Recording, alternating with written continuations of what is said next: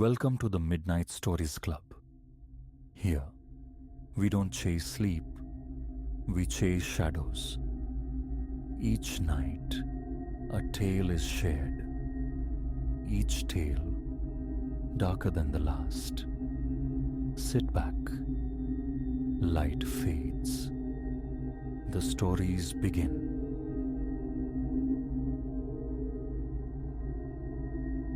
Julian Vance. That's my name. 3 weeks have bled into the past since it happened, but the memory clings, sharp as broken glass. I must commit this to paper, anchor the phantom echoes, the whisper of her passage, the sudden density of the air she displaced. Perhaps then the telling will lend it truth. Dawn hadn't fully broken that Tuesday. The clock hands creeping towards 7:30. I sat cocooned in the early morning hush of the 4th floor, a solitary figure navigating the digital tide of emails. The office, vast and still, suited my preference for solitude. Only the low thrum of ventilation and the rhythmic clatter of my own keystrokes disturbed the quietude. Then, a peripheral tremor, a flicker just beyond focus. My gaze lifted from the screen. Drifting past my open doorway was a figure, a woman swathed in deep indigo fabric, a dress of antique cut, high at the throat, sleeves cinched tight at the wrists, echoes of a bygone era, the 1890s perhaps. Yet, it wasn't just the vintage silhouette that arrested me. It was an ethereal quality, a faint, pearlescent shimmer clinging to her form, utterly incongruous with the sterile fluorescent glare of the corridor. A blink, sharp and deliberate. The hallway stood vacant. A frantic pulse hammered against my ribs. A sheen of cold perspiration beaded on my brow. I pushed back from the desk, the chair scraping harshly. Down the long corridor, first left, then right. Nothing but the familiar expanse of muted carpet, sterile walls, anonymous closed doors. Is anyone there? The question hung brittle in the stillness, swallowed by the emptiness. Retreating to my desk, I forced my trembling fingers back to the keyboard. Absurd. Must be someone from accounts, indulging a penchant for historical fashion. Yet, the conviction faltered. The very atmosphere felt altered, charged and heavy, like the static pause before lightning splits the sky. The subsequent hour unfolded with reassuring banality. Colleagues trickled in, their arrival heralded by the gurgle of the coffee machine, fragments of weekend chatter, the insistent chime of telephones. The strange vision began to recede, blurring into the realm of overworked imagination, until my monitor pulsed, a momentary flicker, yet enough. My head snapped up. She occupied the threshold of my office. Closer now, I could discern the stark pallor of her skin, the unnerving depth of her dark eyes that seemed not to see me, but to gaze through me, into some other space. Her voluminous dress shifted, a visual rustle devoid of sound. A slender hand lifted tentatively, poised as if to speak or gesture. My knuckles whitened, gripping the chair's armrests. "May I assist you?" The words felt thick, clumsy. Her lips parted, a silent "oh," before she turned with an unnerving grace, drifting away down the corridor. Impulse propelled me forward, my chair clattering precariously. She moved with uncanny speed toward the building's older segment. Our firm occupies the 4th floor of the Ainsworth Tower, erected 1902, a relic of another time. While the west wing bore the sterile stamp of recent renovation, the east wing remained a time capsule. Original parquetry flooring, tarnished brass fittings. It was into this preserved past she retreated. I pushed through the heavy fire barrier, separating the modern from the antiquated. The air instantly chilled, a palpable plunge of 10 degrees or more. My breath plumed faintly, an absurdity in the September warmth of Los Angeles. She rounded a corner ahead. I quickened my pace, almost running, turning the same corner mere seconds later. Nothing. A blank wall confronted me. The hallway terminated abruptly. No doors, no alcoves, no possible egress. She had simply ceased to be. Hesitantly, I reached out, my palm flat against the plaster where she had vanished. The surface radiated an unnatural biting cold. A vibration against my leg. My phone. A text from Maya. Meeting. 5. Donuts inbound. The mundane summons jolted me back. I retraced my steps, attempting to regulate my ragged breathing. The morning briefing passed in a haze. My attention kept snagging on the doorway, half expecting her return. My coffee grew frigid. Afterwards, seeking anchors in the known, I sought out Mr. Abernathy, the building superintendent, a man whose tenure stretched back 3 decades. Surely, if the Ainsworth Tower held secrets, he would know them. Mr. Abernathy, I began, the words feeling foolish. Has anyone ever reported peculiarities in the East Wing? He peered over his spectacles, bushy grey eyebrows arched. Peculiarities, Mr. Vance. I recounted the morning's events. His initial skepticism slowly yielded to a grave attentiveness. He laid down his pen. There was a significant fire, he murmured, back in '06. Started over in the East Wing. Tragic affair. Most evacuated, but one young woman. He rummaged in a deep drawer, extracting a hefty, leather-bound ledger, original building records. For posterity, he explained, turning brittle, sepia pages. Ah, here we are. Eleanor Ainsworth, 24 years old. He tapped a line of faded script. Secretary for the law practice, then occupying this floor. The contemporary accounts say she re-entered the blaze, attempting to retrieve important case files. Her remains were discovered near the east stairwell. My throat constricted. Do you know what she looked like? Abernathy turned another fragile page, revealing a stark photograph. A tremor ran through my hand. The woman captured by the lens wore a dark, high-necked dress, hair severely pinned back. Unsmiling, her eyes held an arresting, direct quality. They were the eyes I had met in my doorway.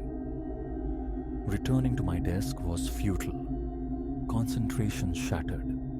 An insistent prickling sensation, the feeling of being observed, waxed and waned. Brief pockets of intense cold materialized, then dissipated.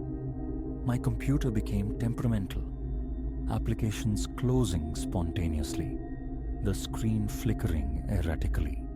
The cursor dancing with phantom volition. Around 3, needing respite, I headed for coffee. Passing the break room, I heard it. The distinct, rhythmic cadence of an old manual typewriter. Click-clack-ding, click-clack-ding. A sound utterly out of place in our modern office. I pushed the door open. Silence rushed in. The room was deserted. Yet, the ghostly typing persisted for another second or two before abruptly ceasing. Lying incongruously on a central table was a single sheet of paper, absent moments before. Typed upon it, in an old-fashioned serif font, were the words, "The files must be saved. Please help me find them." As I picked it up, my fingers trembling, the ink began to pale, dissolving into the fibers of the paper like a watercolor wash, leaving the page utterly blank. Night fell, cloaking the city, but I remained, compelled by an unseen urgency. I delved into the company's digitized archives, hunting for any fragments dating back to 1906. The bulk of our historical records resided in the server's electronic vaults. Precisely at midnight, my monitor plunged into darkness. A moment later, it flared back to life, displaying a folder I hadn't opened, hadn't even seen. Ainsworth Estate v. Western Railway Co. Within lay-scanned facsimiles of legal documents, all bearing the 1906 date. I began to read. Eleanor Ainsworth's father, it transpired, had perished in a railway catastrophe the previous year. The firm she worked for was pursuing a negligence claim against the powerful Western Railway Company. A suit potentially worth a fortune, even then. The documents painted a damning picture. Evidence of the company's awareness of dangerously compromised tracks deliberately suppressed. The crucial exhibits, the linchpin of the case, were scheduled for court presentation the day following the fire. But the originals vanished in the flames, the very documents Eleanor had perished trying to salvage. Without them, the Ainsworth case collapsed. The railway company evaded accountability. The temperature in my office plummeted. Overhead lights flickered violently. That familiar potent awareness intensified. She was directly behind me. Slowly, I swiveled in my chair. Eleanor Ainsworth stood mere feet away, her form startlingly substantial now, less spectral shimmer, more solid presence. In her hands, she clutched a phantom shape resembling an old leather portfolio, the kind attorneys once used. "You were trying to reveal their deceit," I whispered, the words barely audible, "to find justice for your father." A slow, deliberate nod. Her form wavered like heat haze on asphalt. "But the proof," I protested gently. "It was destroyed, consumed by the fire. There's nothing left." She shook her head, a subtle negative motion, and gestured toward my glowing monitor. I turned back. New files were materializing on the screen, documents I hadn't accessed, scanned images of internal railway memoranda, maintenance logs, damning inspection reports, the very evidence presumed lost forever. Understanding dawned with chilling clarity. Eleanor hadn't died retrieving these originals.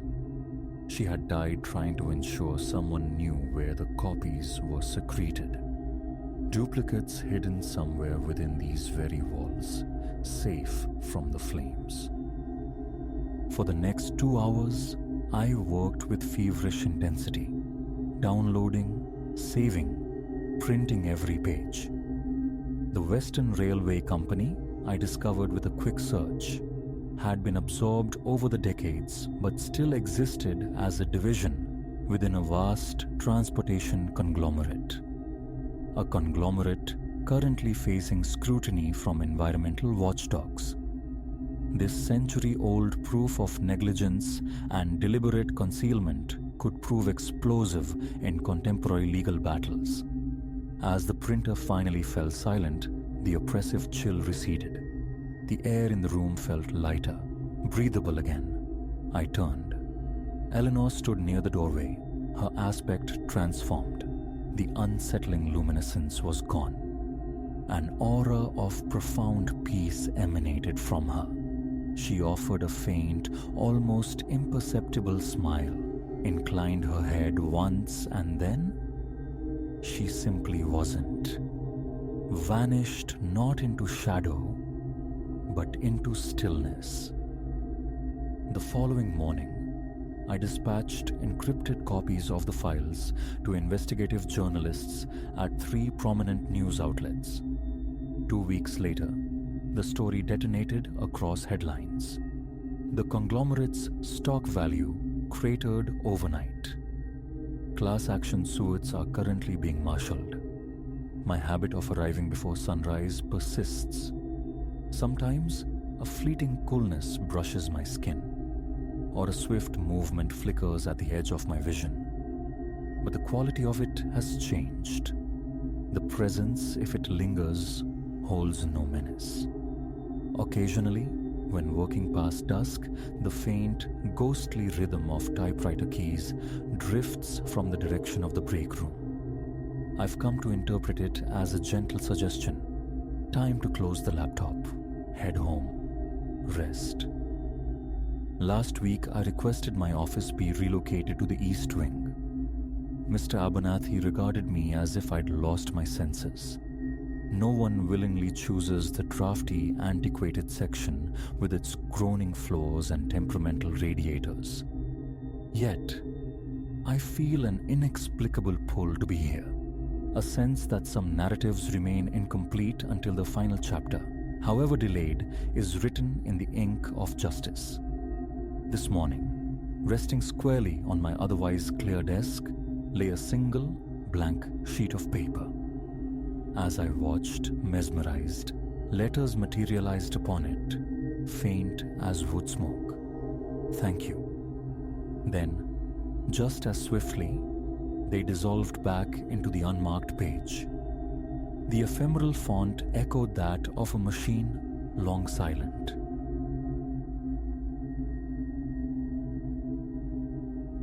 The wind, a lonely voice in the pines, pressed against the cabin glass, a mournful sigh that resonated deep within the old timbers. I drew the woolen throw across my chest, a flimsy bulwark against the disquietude that had coiled around me since twilight bled into true dark. Solitude was the prescription, a sylvan retreat meant to coax the final chapters of my novel from their hiding place. Yet, the profound isolation I'd craved now felt less sanctuary, more snare. Even the hearth's cheerful blaze failed to penetrate the marrow-deep chill, a coldness born not of temperature, but of apprehension. It began subtly, the skitter of claws or branches on the shingles, a floorboard's lament beneath unseen weight. Forest murmurs, cabin groans, I reasoned. Natural phenomena amplified by silence and shadow. But the night deepened, and the sounds shed their innocence, acquiring a cadence, a disturbing deliberateness. I was adrift on the sofa's worn velvet, laptop aglow, chasing elusive words when the rhythm intruded. A measured thump-scrape of something heavy moving through the leaf litter just beyond the walls. Circling, my fingers went still above the keys. Breath snagged in my throat. "A deer," I mouthed, the sound dissolving uselessly in the air. But instinct refuted the lie. Animals don't patrol with such patient intent. Setting the laptop aside, its screen casting spectral light, I moved toward the window, stealth born of sudden dread. My pulse hammered against my ribs, a frantic drumbeat surely audible in the waiting stillness outside. Easing back the heavy drape by a mere inch, I squinted into the profound blackness where the woods began. Nothing but tangled silhouettes against a starless void. Then, a flicker. A patch of darkness denser than the surrounding night detached itself from a thicket. Illusion, I told myself, blinking hard. But another shape materialized beside it, and a third drifted into view near the ancient oak. My circulation slowed to an icy crawl.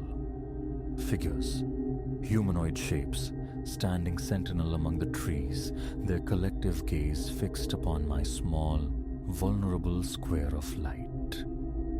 Watching, waiting. The curtain slipped from my numb fingers. Mind a frantic scramble. Who? Why? The phone. Futile, I knew.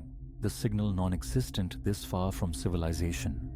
But the landline, a bakelite fossil on the kitchen counter. On legs turned suddenly unreliable, I navigated the shadowy space between furniture, staying low, a target avoiding the crosshairs. The receiver felt cold, alien. I lifted it, straining for the hum of connection.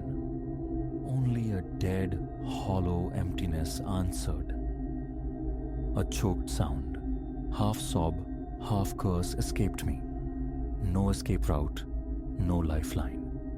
The cozy cabin transformed into a deadfall trap, and I, the witless creature caught within. A sharp crack from the porch sent me flinching. Closer now, and voices, indistinct susurrations weaving through the wind's moan.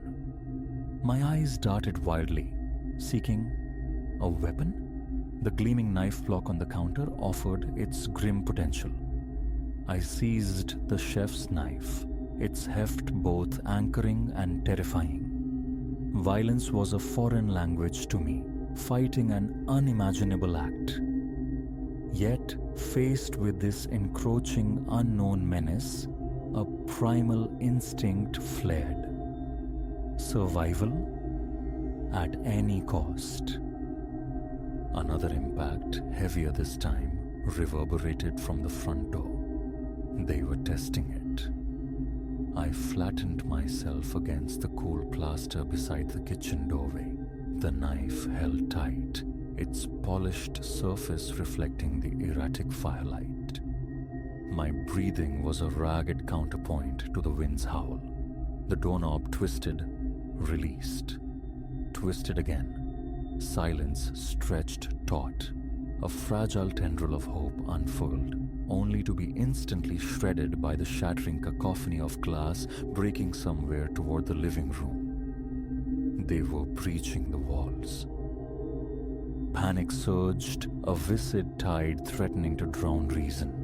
Cornered here, I was finished. Movement was imperative. The back door, perhaps a chance to melt into the woods, to become one more shadow among many. I slid along the wall, each footfall a potential betrayal on the creaking floorboards. Their whispers echoed now from within the main room, closer, sharper. Just as my hand reached for the rear exit's latch, a board beneath me groaned, loud and accusatory, in the charged air. The whispering ceased. Utter silence descended. They knew. No more time for subtlety. I wrenched the door open and burst into the frigid night, the shock of the cold a physical blow. Blindly, I plunged into the trees, skeletal branches clawing at my face, unseen roots conspiring to trip me. Behind, the sounds of pursuit erupted, shouts, the heavy crashing of bodies forcing passage through the undergrowth. The forest, benign by day, was now a labyrinth of grasping shadows and treacherous ground. I ran, lungs searing, each inhalation a draught of fire. Yet the sounds behind me gained ground, relentless. A backward glance, a mistake. Dim forms resolved themselves from the darkness, multiple pursuers closing the distance. My foot snagged. The world tilted violently. I hit the earth hard, the taste of damp soil and decaying leaves flooding my mouth. The knife spun from my grasp, swallowed by the ferns. I scrambled, desperate to rise, but it was futile. They were on me. Strong hands seized my arms, hauling me upright, spinning me around. I struck out wildly, connecting with yielding flesh, a grunt, sharp and surprised, then more hands pinned me, immobilizing my struggles. Hold! The command, deep and resonant with authority, cut through my panic. We mean you no harm, Ilara. My struggle ceased, less from obedience than sheer astonishment. Elara, they knew my name. What do you want? The question emerged as a ragged gasp. A pause, pregnant with unspoken things. Then, the scrape of a match flaring to life. The small flame illuminated the face nearest mine, withered, intense, surprisingly ordinary. Not the monster my terror had conjured. "We require your aid," he said, his gaze steady, unwavering. "There is a peril upon us, a great darkness, and you, Elara Vance, are pivotal." I stared, adrift in disbelief. "I don't understand. Who are you people?" The man, Silas, let the match fall, plunging us back into near total darkness. His voice seemed to emanate from the very woods around us. "We are stewards of this vile place. Generations of my kin have kept vigil, guarding against encroaching shadows, both mundane and otherwise." Another voice joined his, feminine, calmer. "An ancient corruption stirs," she said.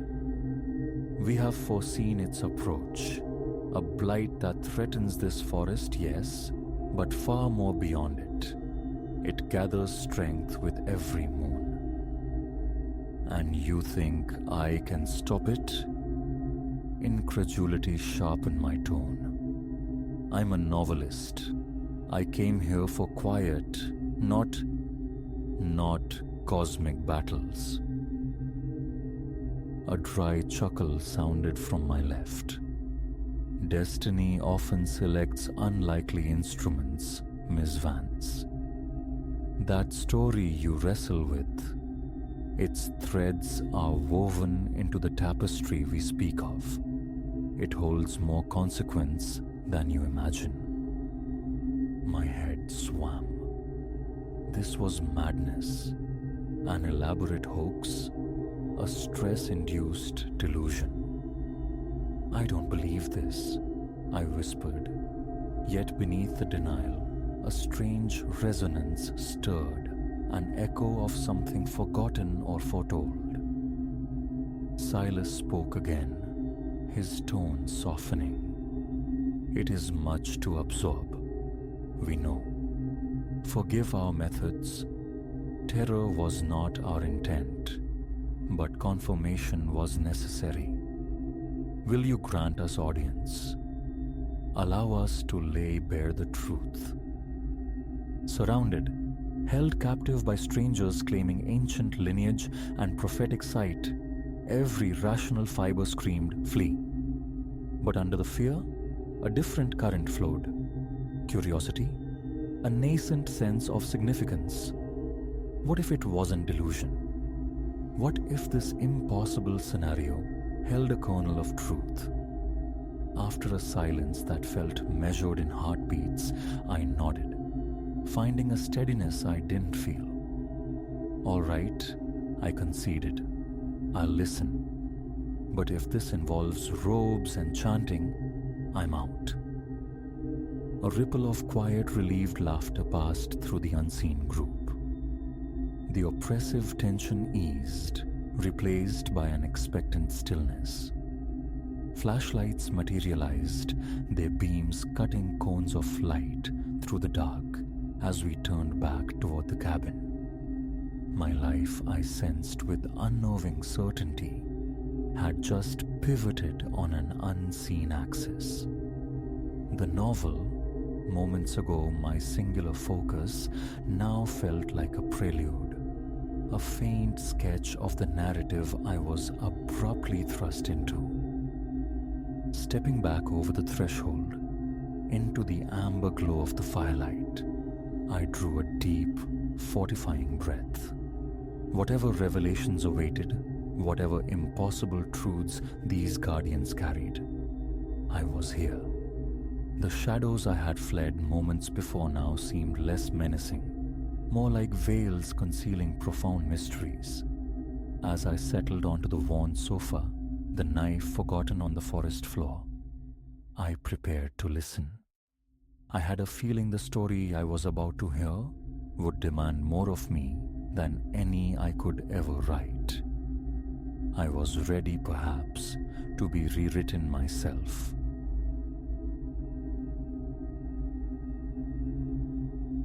The day I first crossed the threshold of that apartment remains etched, sharp and unnerving, in memory. A chemical tang, fresh paint overlaid with the sterile bite of detergent, hung heavy in the corridor air. The landlord, a man of few words, had mentioned the previous occupants decamped in some haste. It presented cleanly, superficially scrubbed, yet a palpable density permeated the space, an unseen weight. I dismissed the prickling unease as simple relocation jitters. Weeks I'd yearned for this blank slate, this severance from the past. No peculiar ambience was going to derail that. My inaugural night unfolded in a muted hush. Cardboard monoliths yielded their contents, a solitary meal was consumed, and slumber claimed me swiftly.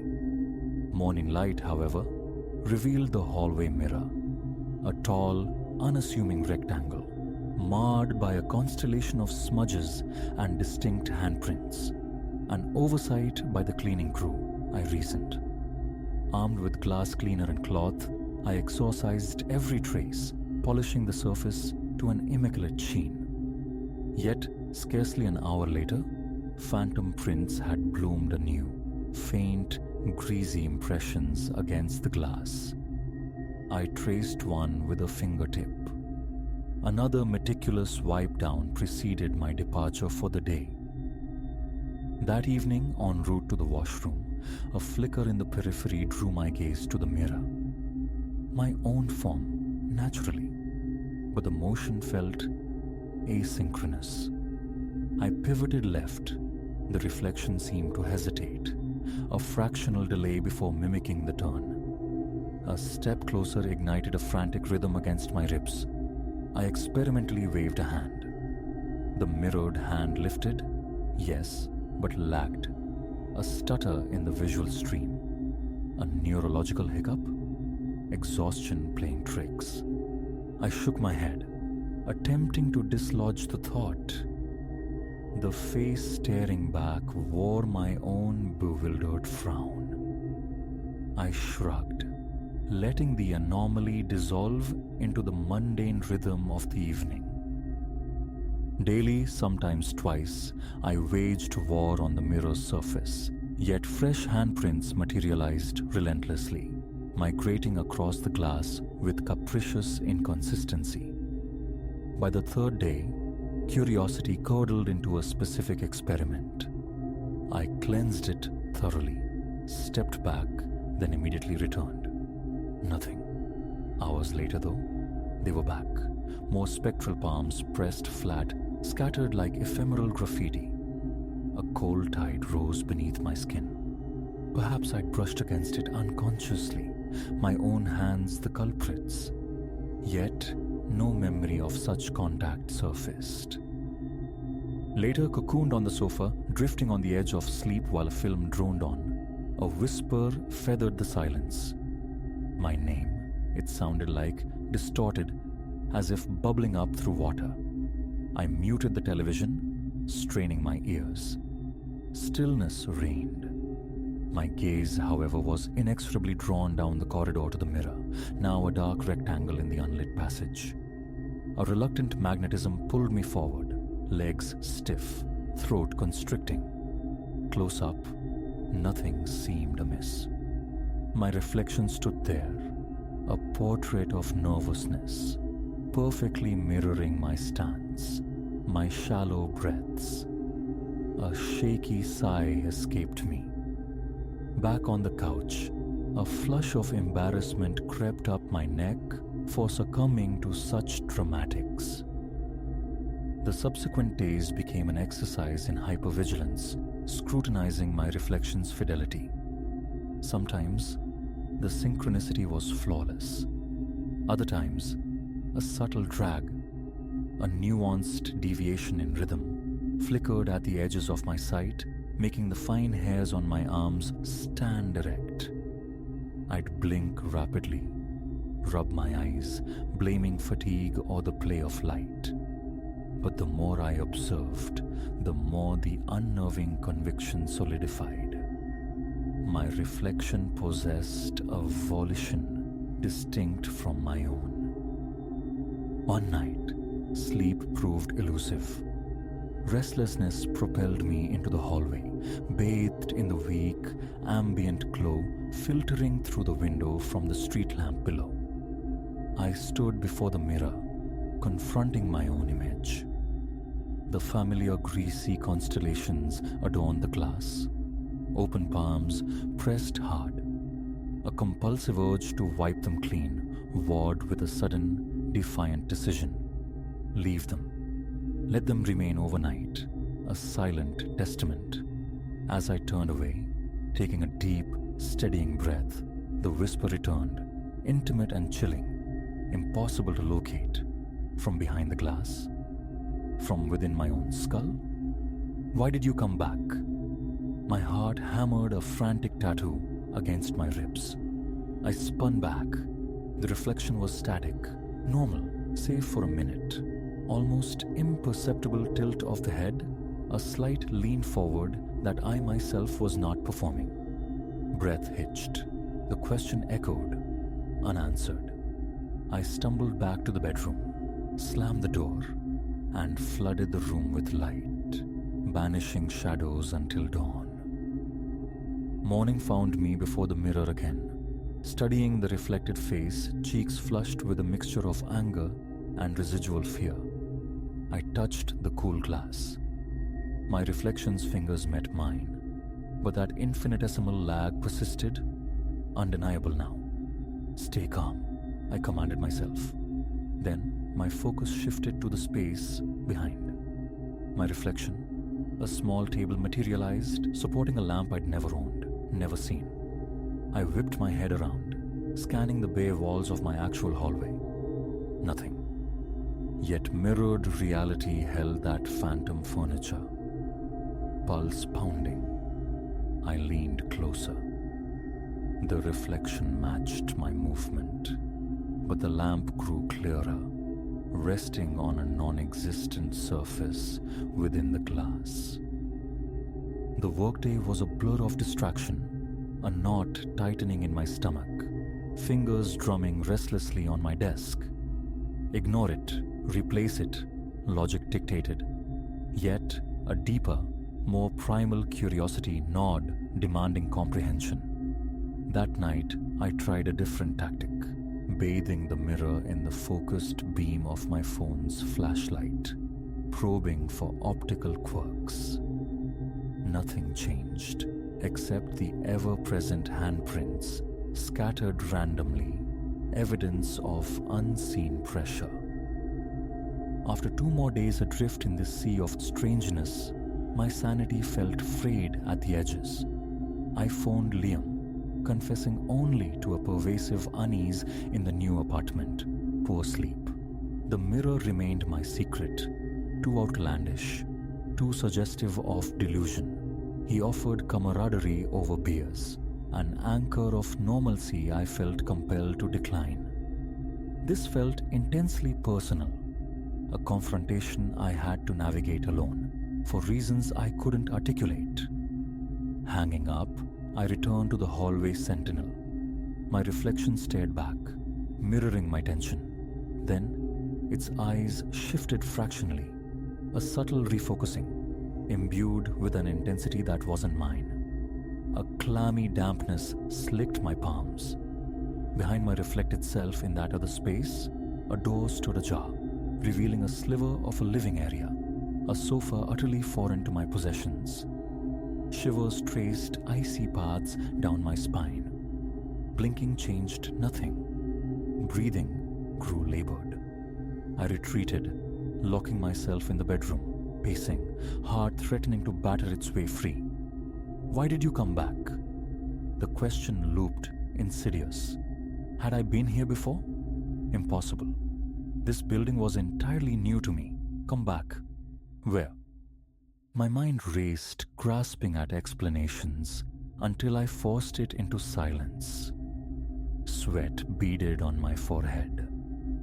I threw open the window, gulping down the cool night air, finding solace in the mundane symphony of city traffic below. Sleep offered little respite, punctuated by imagined tapping sounds against the walls. Dawn broke, and I found myself drawn inevitably back to the hallway mirror, heart thrumming a prelude to panic. This time, I spoke. "Is someone there?" My voice, thin and reedy, echoed in the pre-dawn stillness. The reflection's lips moved in perfect concert, yet that phantom delay, that sliver of disconnect, remained. I leaned closer. "What do you want?" The whisper was barely audible. Again the lips moved, but a faint, desiccated rasp reached my ears, unintelligible. A tingling sensation crawled up my neck. I clenched my fists against the tremors. Seizing a roll of packing tape from the kitchen, I meticulously sealed the mirror's edges, testing the theory of looseness causing distortions. It was fixed solid. Turning on every hallway light banished shadows, but not the inherent wrongness. For several days I practiced avoidance, skirting the hallway, taking circuitous routes through the apartment, averting my eyes. But its presence remained a palpable weight, and the prints never ceased. Morning, evening, random hours, they'd reappear. High near the top edge, clustered in the center, sometimes angled, suggesting a sliding motion. Each discovery tightened the knot in my gut. I cleaned them obsessively. They returned, defiant. The tension became unbearable. One evening, returning from work, I planted myself before the mirror, forcing prolonged observation. Slow, deliberate movements. Raise arm, lower arm, blink, turn head.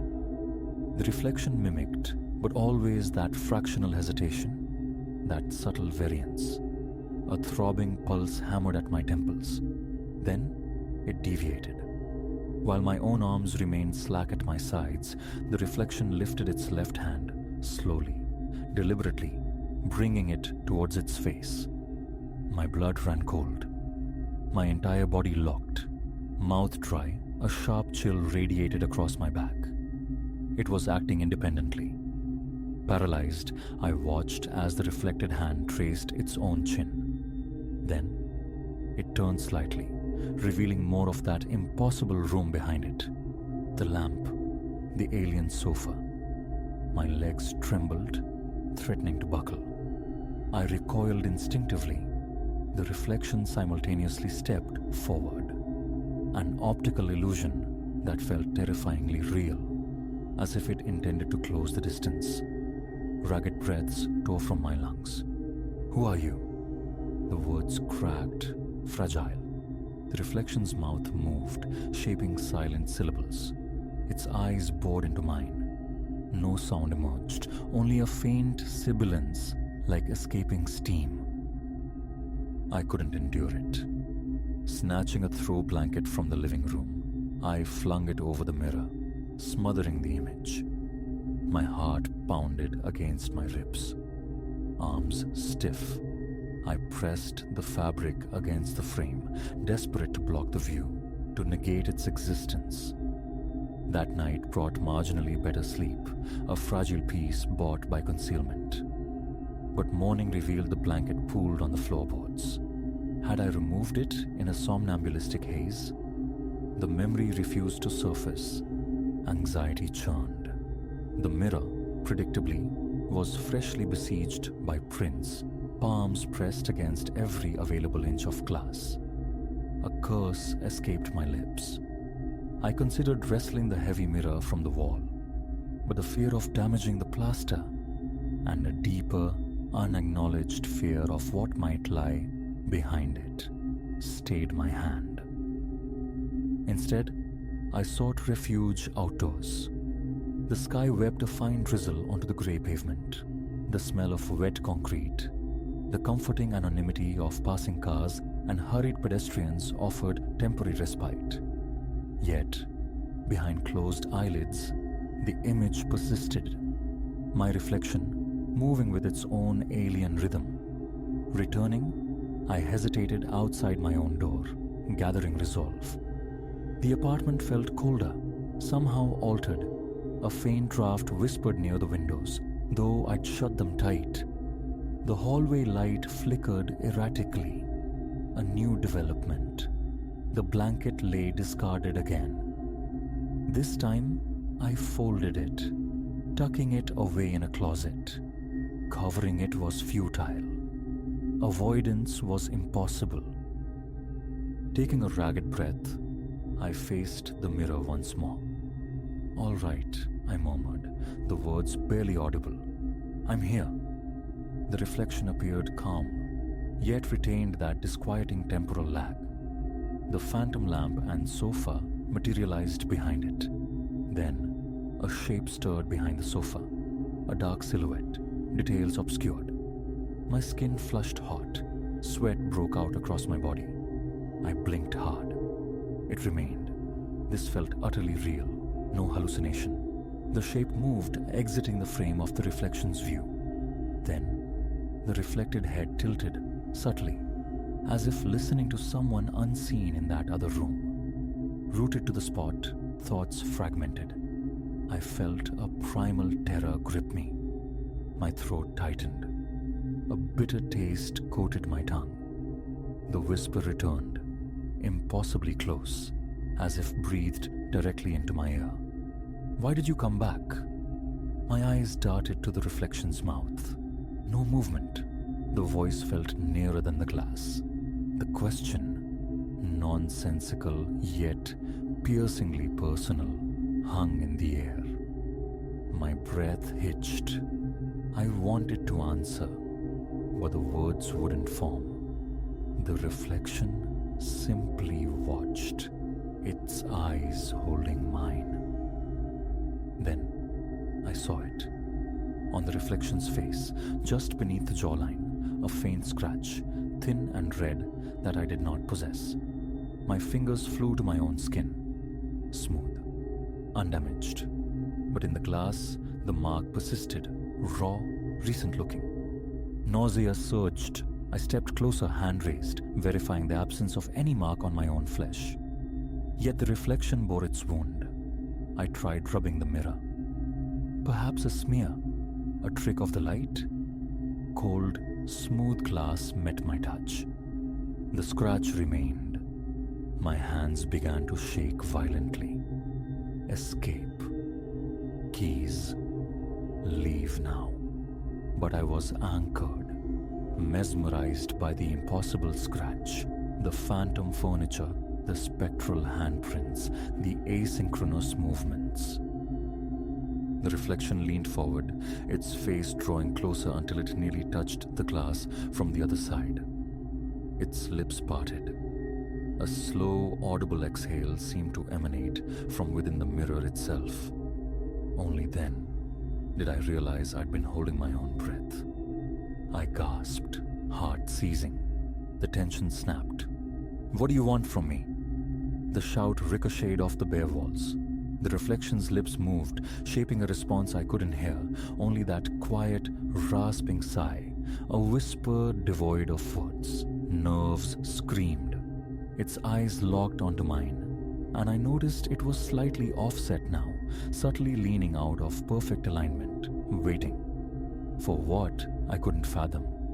I stumbled back, nearly tripping. The reflection advanced again, pressing its palms flat against the inside of the glass, aligning perfectly with two of the greasy prints already there. My pulse roared in my ears. I squeezed my eyes shut, a desperate plea for oblivion, but knew I had to look. When I opened them, the reflection stood passively, matching my stance once more. But the memory of its independent movement burned. Retreating to the living room, I seized a dining chair, dragging it noisily into the hallway, positioning it directly before the mirror. I sat, heart still a frantic drum, resolved to wait, to witness. Eyes fixed on the glass, refusing to blink away the strangeness. Minutes bled into an hour. A dull ache spread through my back. My eyes stung with the intensity of my vigil. Eyelids grew heavy. Just as exhaustion began to claim victory, the room behind my reflection started to illuminate, as if someone within had switched on that phantom lamp. My reflection remained still. No figure was visible, yet a distinct presence was felt.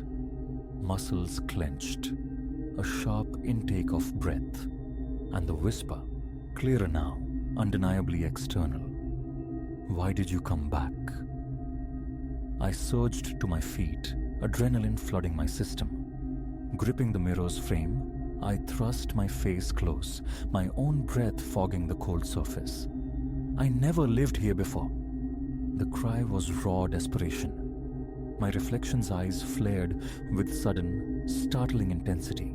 Then, in an instant, it winked out of existence. The mirror showed only the empty hallway, no Elara, no lamp, no sofa, just glass reflecting plaster. I staggered backward, equilibrium lost. My body trembled uncontrollably. Pins and needles prickled my arms, sweat drenched my shirt. Seconds later, with a faint ripple, like disturbed water, my reflection reappeared. Mouth agape, I stared.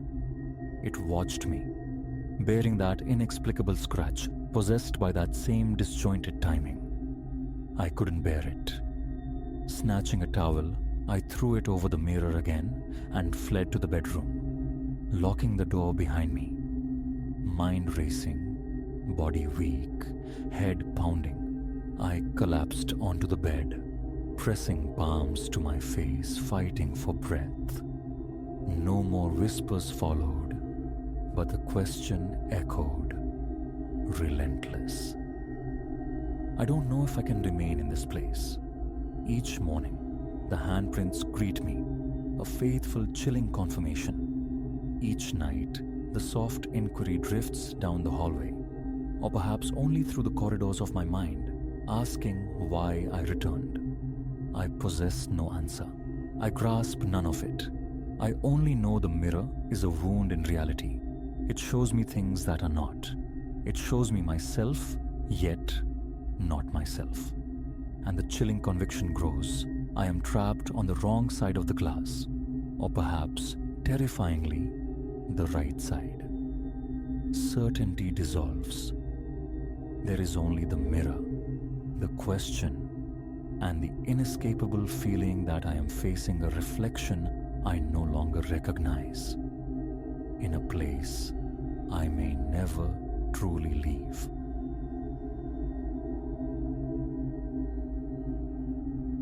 There was a time the velvet solitude of nighttime driving felt like a sanctuary. I courted the quiet asphalt ribbons, the ink-wash heavens stretched above. Now, twilight is a boundary I dread crossing. Every journey after sunset is tainted, for each glance into the rearview mirror reflects something inexplicable, a presence that festers behind my eyes. It began as a mere waver in the darkness back there, a suggestion. It has since sharpened, grown insistent. I twist around. Nothing. No whisper disturbs the car's hum, yet the weight of its scrutiny presses down. A silent, suffocating regard I've come to despise. My name is Elias. My profession keeps me tethered to the road, a purveyor of specialized mechanical components across sprawling territories. Weeks dissolve into a blur of interstates and forgotten county lines.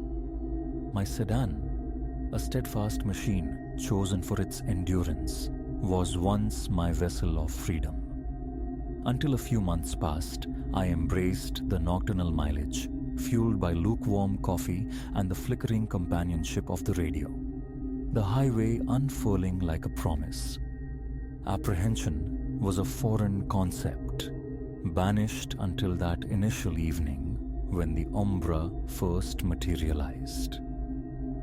I was navigating a desolate artery of road deep in the country's quiet heart. The dashboard clock glowed 10:47 p.m. A detail seared into memory, captured the instant before my gaze snagged on the mirror.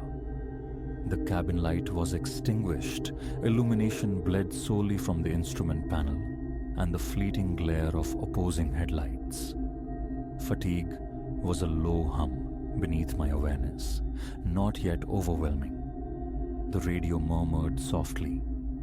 My thoughts were charting the next day's itinerary when my eyes, quite casually, found the rear view. A flicker, a shift in the back seat's geography. Instinct insisted it was merely the fleeting ghost of passing lights. I blinked, refocusing. There it was again. A dense outline. The curve of shoulders, the vague shape of a head. Faint, yes, but undeniably like a figure occupying the central space of the rear seat. A glacial tremor ran through me. The fine hairs on my forearms lifted. A knot of ice formed low in my gut. My head snapped around. Had someone slipped in unnoticed at the last desolate rest stop? The notion was absurd. The seat was vacant. I swung my gaze back to the mirror. The shape had dissolved. I pressed onward, logic wrestling with the primal unease, labeling it a trick of light, an artifact of weariness. I amplified the radio's volume, anchoring my focus to the painted lines spooling beneath my wheels. Each subsequent involuntary check of the mirror was fraught with tension, a held breath anticipating the return of that form. Nothing more manifested that night. Reaching home near 2 a.m., I parked, locked the car, and endeavored to banish the incident. But it lingered, a disquieting residue in the recesses of my mind. 2 days hence, a meeting in a distant town concluded late, miring me in the slow bleed of evening traffic. By the time the highway opened up, swallowing me into its nocturnal expanse, it was past 9. The strange sighting resurfaced in my thoughts, unwelcome. I fought it, rationalizing. Overtiredness, eyes playing tricks. Yet, roughly an hour into the drive, a chilling familiarity bloomed in the mirror. This time, the umbra was less ambiguous, sharper. It resembled a person leaning forward, intruding into the space between the front seats. Visceral dread surged. My knuckles whitened on the steering wheel as I stared rigidly ahead. My heart hammered against my ribs. Breath grew shallow, ragged. "Look back," a frantic internal voice commanded. Gripping the wheel tighter, I forced my head around. Emptiness greeted me. I returned my eyes to the mirror. Still clear. A shaky exhale escaped me, a flicker of foolishness warming my cheeks. I consciously relaxed my shoulders, attempting a brittle laugh.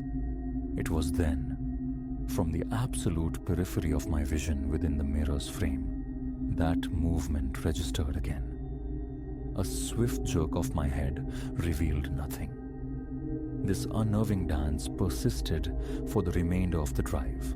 Fleeting motion glimpsed only when my attention wasn't directly on the mirror. I arrived home, steeped in anxiety, limbs trembling slightly, collapsing into bed only to find sleep elusive and shallow. The following day left me skittish. Confiding in a colleague, I mentioned seeing peculiar reflections during my drives. He offered a jest about fatigue conjuring phantoms. I clung to that possibility, but the visitations continued, escalating over the ensuing weeks. They became almost routine. Any drive undertaken after dark carried the potential for that sensed presence behind me. Sometimes the mirror offered only the faintest contour. Other times it seemed closer, more substantial, leaning intently forward. Occasionally, the mirror showed nothing, yet the air felt thick, occupied by a heavy, watchful stillness. No voice ever broke the silence, but an unnerving impression grew. It wanted to speak. One night found me at a sparsely populated gas station around 11. After refueling, I slid back into the driver's seat, pausing to scrutinize the back. Empty. The upholstery, clean. No stray objects.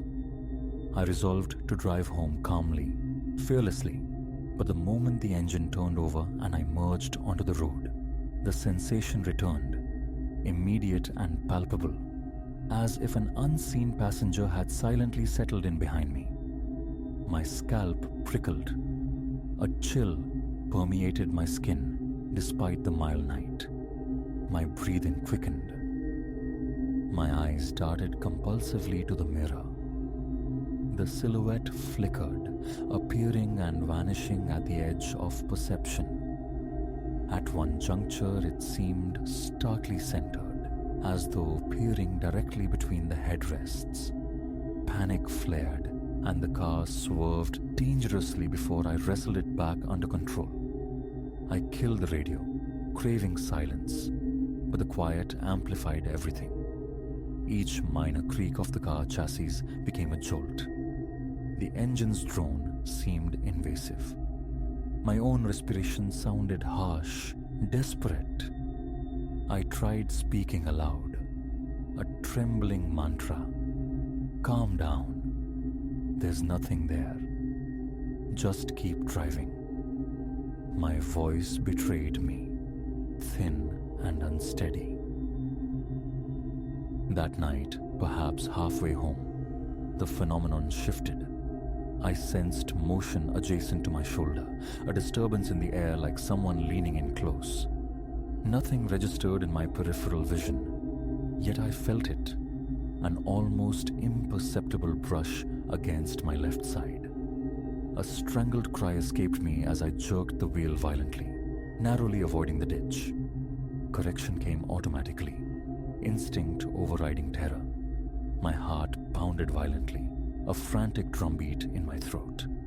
Seconds later, a faint odor reached me, like old damp leather or decaying fabric. Subtle, yet it made my stomach churn. Unsure what else to do, I accelerated, consumed by the singular urge to reach home. When I finally careened into my driveway, I flung the door open and scrambled out, slamming it shut. My body vibrated with tremors. I stood there in the shadowed drive, staring through the rear window at the empty, silent back seat.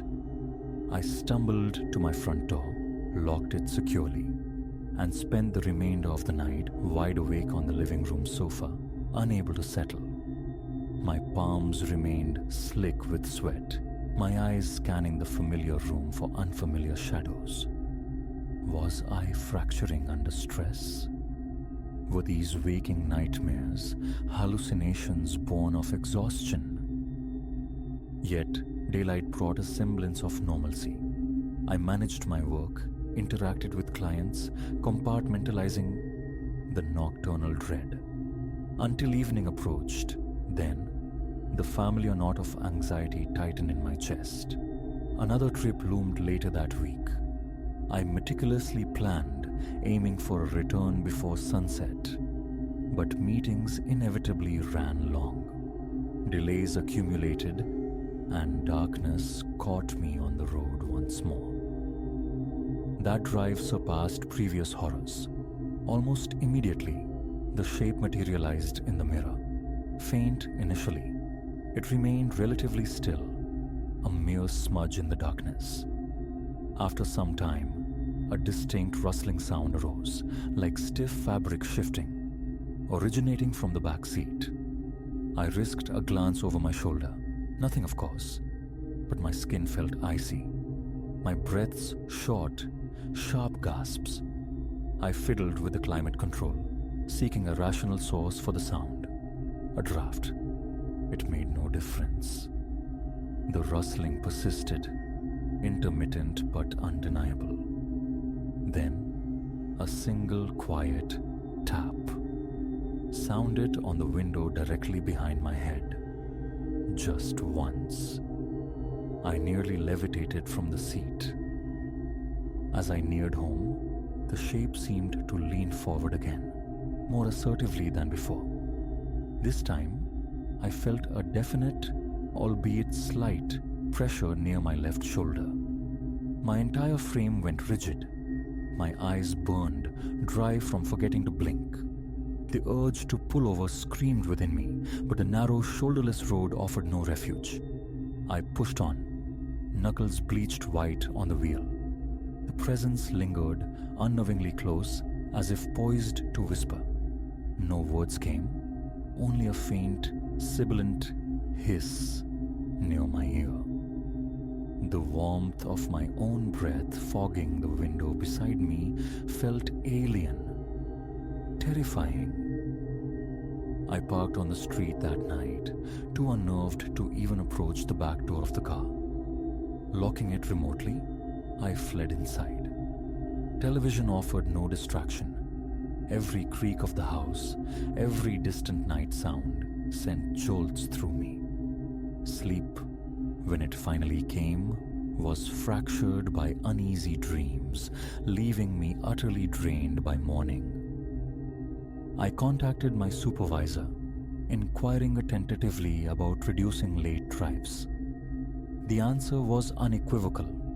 The job demanded flexibility, including nocturnal travel. I tried restructuring my days, starting at dawn to finish before dusk, but logistics often conspired against me. Gradually, I developed a habit of anxiously monitoring the sky. The descent of the sun triggered that familiar lurch of panic. Colleagues inquired about my well-being. I mumbled about fatigue, unwilling to voice the unbelievable truth about the silhouette, fearing ridicule. But the sightings were relentless. Nearly every night drive featured the spectral passenger, sometimes quiescent, sometimes leaning, probing. On a few occasions, that chilling sensation near my ear returned. The impression of breath, the threshold of a whisper, its purpose remained opaque. No clear voice, just those faint hisses, the dry rustling. I resorted to blasting music, hoping to overwhelm the senses. I tried driving was all windows down, the wind tearing through the cabin. Neither tactic offered lasting respite. Sometimes I switched on the overhead dome light, bathing the interior in stark illumination. This only heightened the anxiety, forcing me to stare directly at the empty back seat, anticipating the shape's appearance within the light itself. It never obliged. It manifested only in shadow, in dimness. One desperate night, I drove the entire way with the dome light blazing. It made no difference. A glance at the mirror still revealed the familiar, unwelcome contour against the lit upholstery. I began inspecting the car meticulously during daylight hours, hunting for a rational culprit. A stray item casting an odd reflection? Something lodged beneath the seats? Nothing. The interior was unremarkable. I contemplated an ophthalmologist visit, but my vision remained sharp for all other tasks. This phenomenon was singular, isolated, disturbingly specific. Weeks bled into months. My anxiety became a constant companion, escalating each time a late drive became unavoidable. My shoulders perpetually ached with tension. My palms grew damp the moment the sun dipped below the horizon. I started avoiding rest stops, gripped by a primal fear of returning to the vehicle alone. I forced myself onward, but my nerves felt frayed to the breaking point. Sleep a reap offered little restoration. Minor household noises made me jump. The feeling of helplessness was corrosive. I tried speaking to the silhouette during drives, demanding it leave me alone. It offered no response, no sign of departure. Then came a weekend requiring a significant journey, an overnight drive essential to reach a conference by morning. There was no escaping it. I departed around 6 hours p.m., hoping to devour as many miles as possible in the fading light. Initially, the heavy traffic provided a buffer. For the first hour or two, nothing unusual occurred. But as the other vehicles thinned and the sky deepened to pitch black, the old dread seeped back in. A furtive check of the mirror confirmed its presence, barely discernible. My heart rate quickened. I told myself to stop at the next exit, grab coffee, regroup. I did, but the reprieve was fleeting. Back on the desolate highway, the shape returned. My muscles screamed from the tension of my grip on the wheel. Around midnight, I felt a distinct shift behind me, like a subtle transfer of weight on the seat cushion. In the mirror, I caught a horrifying glimpse, the definite outline of a hand resting on the edge of the back seat. A sharp intake of breath, almost a sob. My head whipped round. Empty seats stared back. The night outside was profoundly silent, but inside my head, chaos reigned. The sensation of losing control, of reality fraying, was overwhelming. My breathing grew rapid, shallow. My chest felt painfully tight. I repeated a desperate litany. Just get through it. Just get to the hotel. An hour later, the presence felt closer than ever before. I anticipated the touch on my shoulder, bracing for contact, my skin crawling with revulsion. My mind scrambled for explanations, neurological, psychological, anything but the impossible truth. I realized my shirt was damp with cold sweat. The seatbelt felt suffocating, yet I didn't dare unbuckle it. Eyes fixed on the road ahead, I fought the urge to blink, terrified of what might happen in that split second of darkness.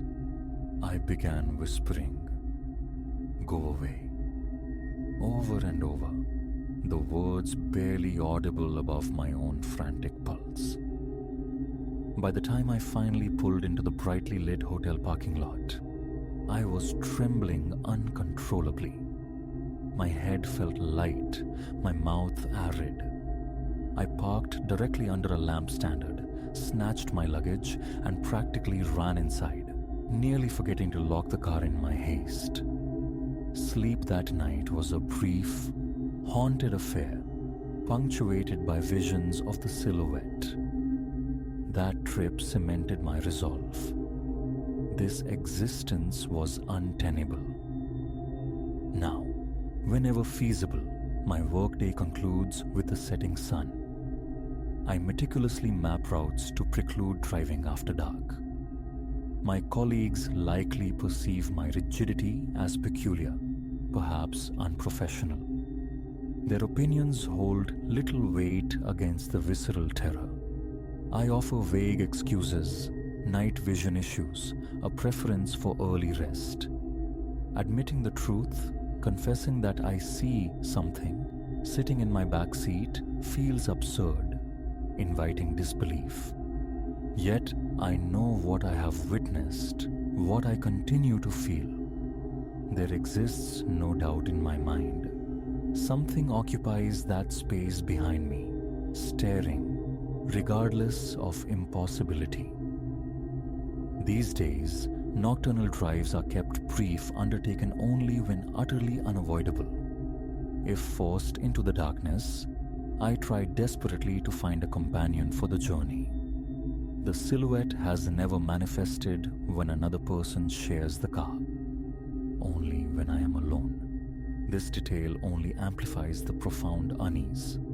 I don't comprehend its nature or its purpose. I only know I cannot face it in solitude any longer.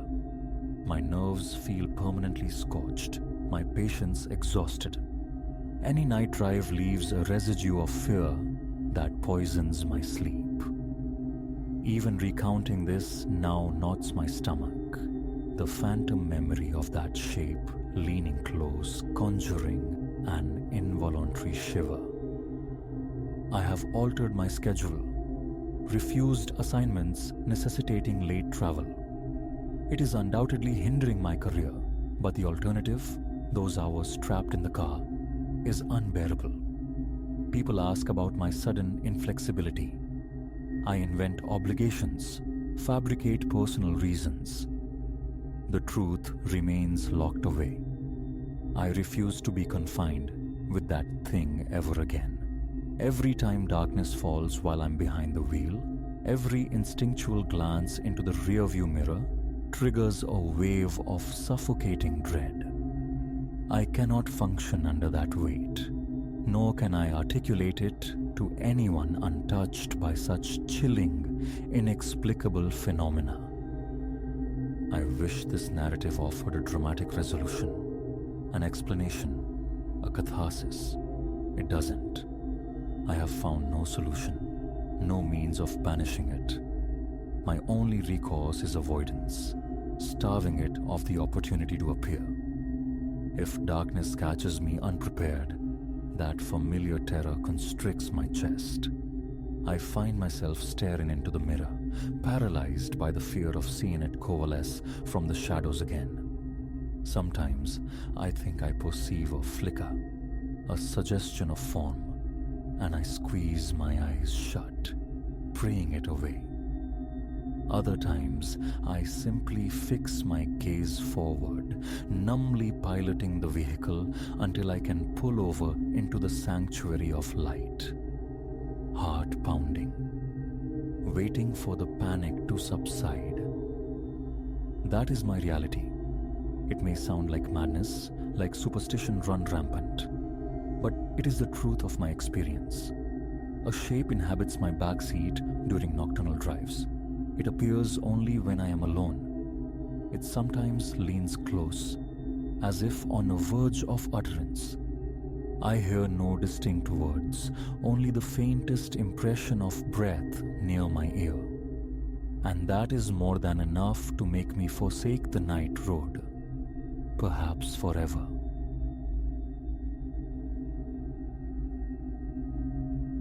The derelict edifice clawed at the sky, a skeletal cathedral of rust and ruin, where industry had long since drawn its final breath.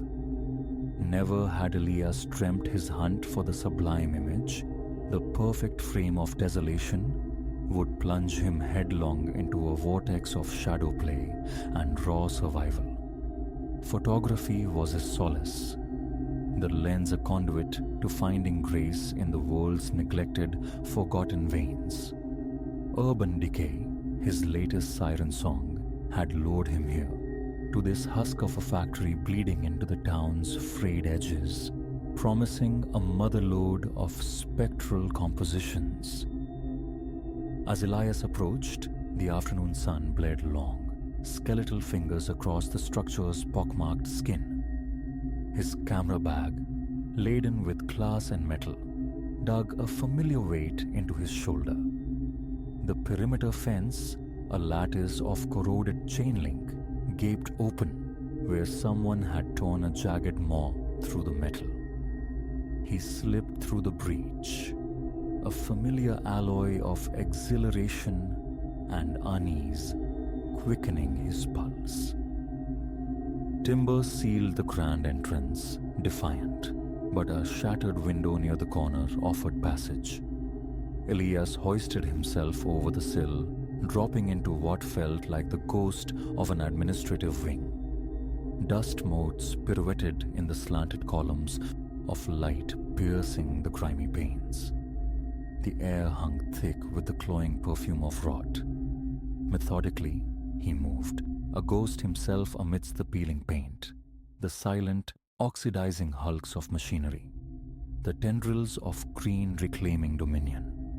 Light wrestled with shadow in a hypnotic ballet, and time dissolved as he ventured deeper, drawn into the factory's cavernous heart. He was framing a shot within a vast, echoing chamber, dominated by dormant conveyor belts like sleeping metal serpents when the whispers first reached him. Initially, he dismissed them, phantoms conjured by wind sighing through fractured glass or structural wounds. Yet, straining his hearing, the low thrum resolved into distinct, hushed conversation.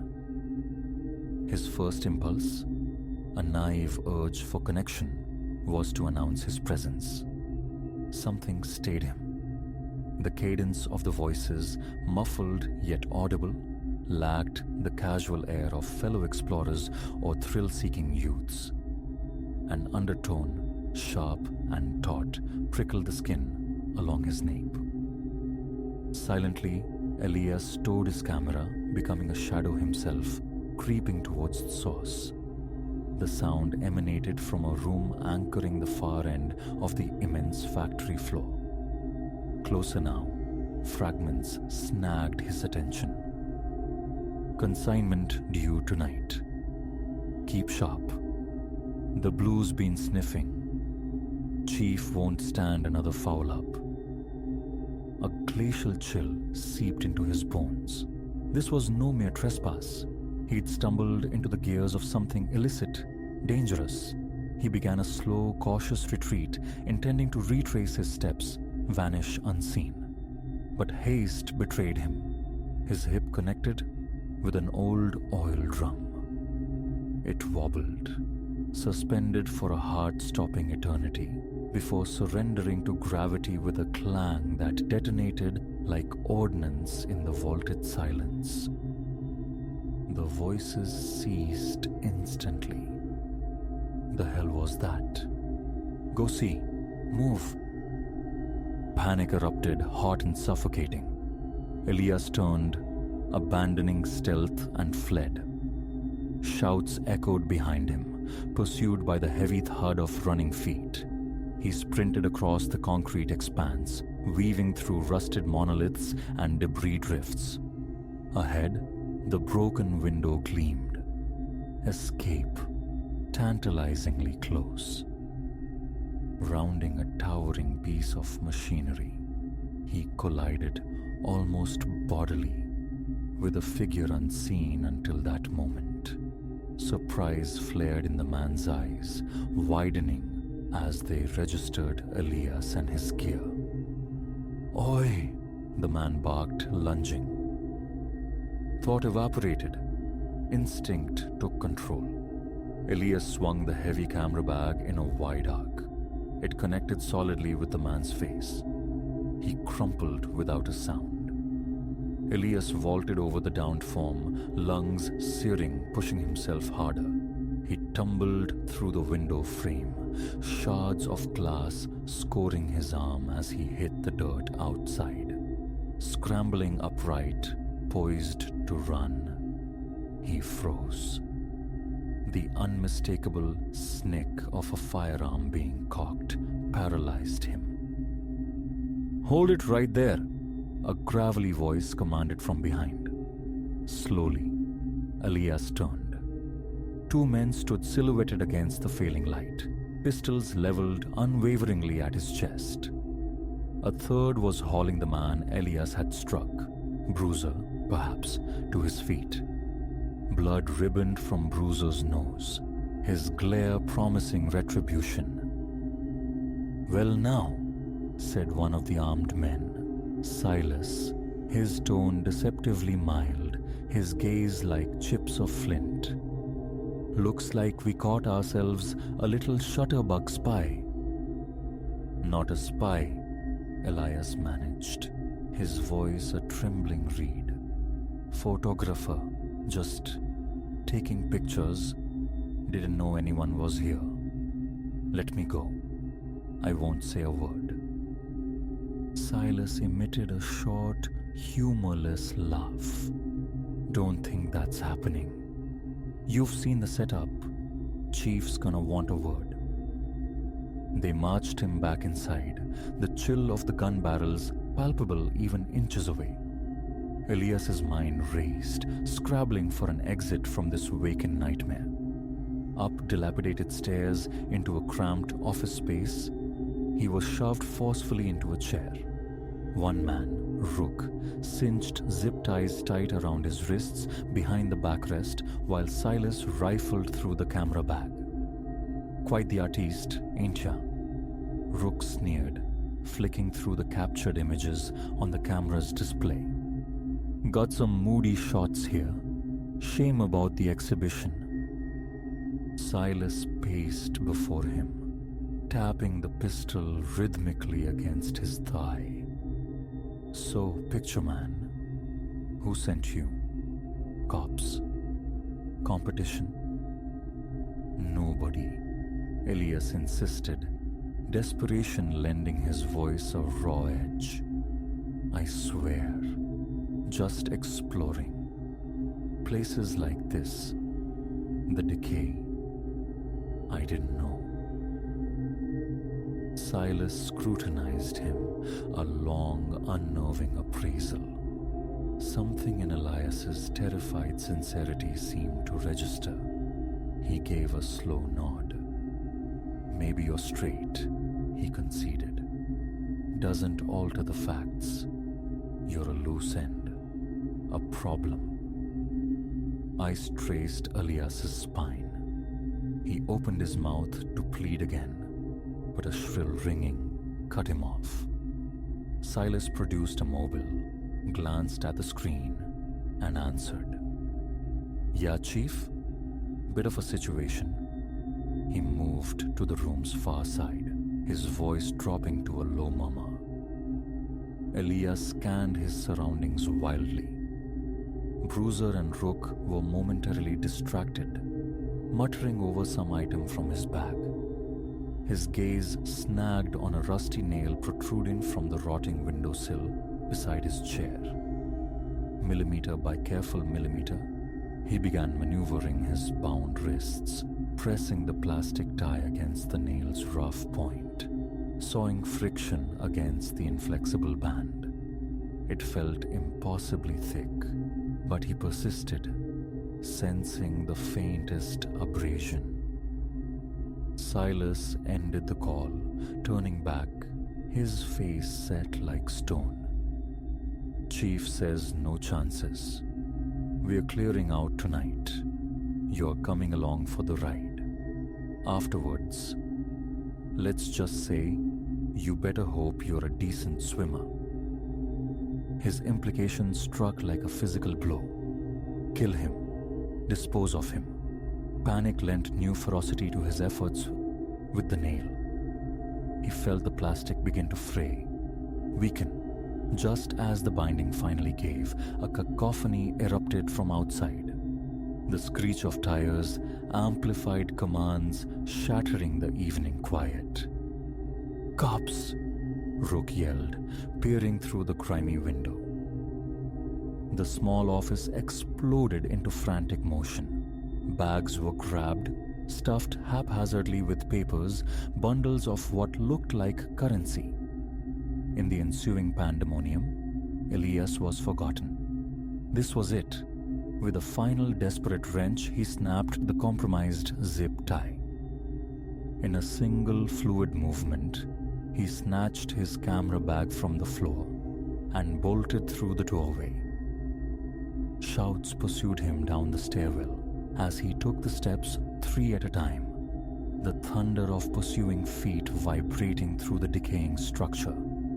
He burst out into the sudden glare of flashing blue and red lights. The scene was chaos. Police cruisers forming a cordon, officers taking cover behind open doors, weapons trained on the factory. Someone bellowed, "Freeze!" Whether at him or his pursuers, he couldn't tell. Hands raised high, he sprinted towards the police line. "Help!" he screamed, voice wrought. "They're right behind me." The world became a blur of motion. An officer tackled him, driving the air from his lungs. Cold metal clamped around his wrists as he was bundled into the back of a patrol car. Through the rear window, he watched tactical teams breach the building. Pops echoed, gunshots, followed by more shouting. Hours bled away in a haze of questioning, fluorescent lights, and the slow corroboration of his wild tale against the evidence flooding out of the factory before they finally let him go. Standing on the pavement outside the station, his returned camera bag, feeling alien in his grip, a coarse blanket draped over his shoulders, the full gravity of the day descended. He chased ephemeral beauty in ruins and collided with brutal reality, walked through the crosshairs of a police raid on a significant criminal enterprise. Death had brushed terrifyingly close. Images far starker than any he'd sought were now seared into his memory. Hailing a cab, the city lights smearing past the window, Elias knew his affair with urban decay was irrevocably over. The allure of capturing forgotten grandeur on film felt hollow, reckless. That derelict factory had yielded the shot of a lifetime. All right, a snapshot of mortality, of how thin the veil could be. Henceforth, he resolved, his lens would seek solace in sunsets, in landscapes untouched by peril.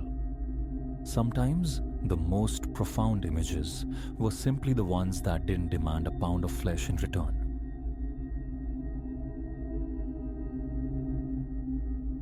Sleep offers no refuge, not since the Watermark residences etched its horrors onto my mind 2 months past.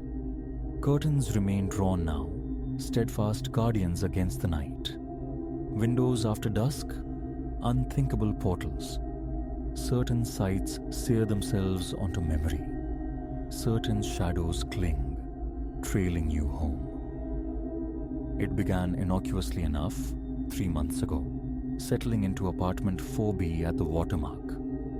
The structure itself was unremarkable. A time-scarred 6-story walk-up, a relic of the 60s breathing through warped floorboards and sighing with erratic heat. Yet the rent was merciful, and its proximity allowed a pedestrian commute to my ledger-bound labors downtown. The initial weeks unfolded in unremarkable rhythm. Returning from the office grind, microwaved sustenance, the flickering solace of streaming services. Sometimes, twilight found me on the cramped balcony, nursing a lager, observing the city ignite below. That's when she first registered. A presence on a balcony 3 floors higher, 2 units adrift from mine. Utterly immobile, gazing down upon the street's asphalt ribbon, a stark silhouette against the aging brick. Initially, I dismissed it. Nocturnal contemplation is hardly novel. But evening after evening, unease began to prickle. She never shifted. Not the subtle redistribution of weight, no glance at a glowing screen, no contemplative drag from a cigarette. Merely standing, rigid as funerary sculpture, for hours on end. Always the identical posture, the precise location. I started clocking her appearances. She materialized, punctual as a phantom train, at precisely 11:47 p.m., dissolving back into the urban ether at 3:33 a.m. Her perch gnawed at me too. That balcony clung to the 7th story, yet the Watermark boasted only 6 floors. Darkness, I reasoned, played tricks on perception, blurring architectural lines. After 2 weeks steeped in this ritual, my observation intensified. An alarm set for 11:45 became my nightly companion, and true to form, she'd manifest, right on schedule. Through the magnified lenses of my binoculars, details sharpened. Attire resembling an archaic gown, ankle sweeping, high at the throat. Hair, a cascade of darkness, hung straight and undisturbed down her back. She never presented her face. A chill crawled my spine, yet fascination held me captive. Sleep eroded. Those 4 hours surrendered to staring at her static form. My professional focus blurred. Shadows bloomed beneath my eyes. Every minor creak became a jolt. Answers became a desperate necessity. Yesterday morning, intercepting Mr. Silas Croft, the building superintendent, in the lobby felt like an ambush. He wrestled with a recalcitrant handrail, muttering curses at a stubborn screw. "Excuse me," quick query, I ventured, feigning nonchalance. "The woman in 7C, the one often on her balcony late. Is she all right? Seems a bit peculiar, her standing out there." Croft ceased his struggle, fixing me with an odd look. 7C? "Son, this building tops out at 6 floors. A sudden drought seized my throat. "But I've seen her. Nightly. Out there for hours, just watching the street." Croft lowered his screwdriver, his gaze hardening slightly. "Look, perhaps you're spotting someone in an adjacent building, but there's no apartment 7C here, and certainly no woman occupying a non-existent balcony. But I... Furthermore," he interjected, his voice dropping conspiratorially, "the last occupant of 6C, directly beneath your phantom's perch, vacated 3 years back. Had to seal the unit entirely after severe water damage ruined that level. It's been empty since." My hand developed a tremor. "You're certain?" "Son," Croft sighed, weary patience thinning. "I've managed the watermark for 2 decades. I'm fairly confident regarding its floor count." He retrieved his tool, turning back to the obstinate handrail. "Get some rest. You look hollowed out." Work that day was a fog, Croft's words echoing relentlessly. I knew my own eyes, the consistency of weeks of observation. How could she stand upon architecture that wasn't there? That evening, the 11:45 alarm shrilled like a warning siren. Sweat slicked my palms as I stepped onto my own balcony. Below, the street lay deserted save for a lone feline scavenging near overflowing bins. The windows above remained dark voids. 11:47 p.m. She appeared, identical posture, same antiquated dress, the curtain of dark hair. Yet something had shifted. She wasn't surveying the street anymore. Her regard was fixed, unwavering, directly upon me. Ice flooded my veins. My knuckles bleached against the cool metal railing, a desperate anchor. Through the binoculars, the image swam into horrifying clarity. The dress wasn't just old-fashioned, it was faded, rent in places. The hair wasn't merely dark, it was matted with something viscous, black under the sodium lamps. And her face? There was no face. Where features should have resided, there was only smooth, undifferentiated skin, utterly blank. No eyes, no nose, no mouth. Yet, an undeniable certainty pierced me. She saw me, had been seeing me all along.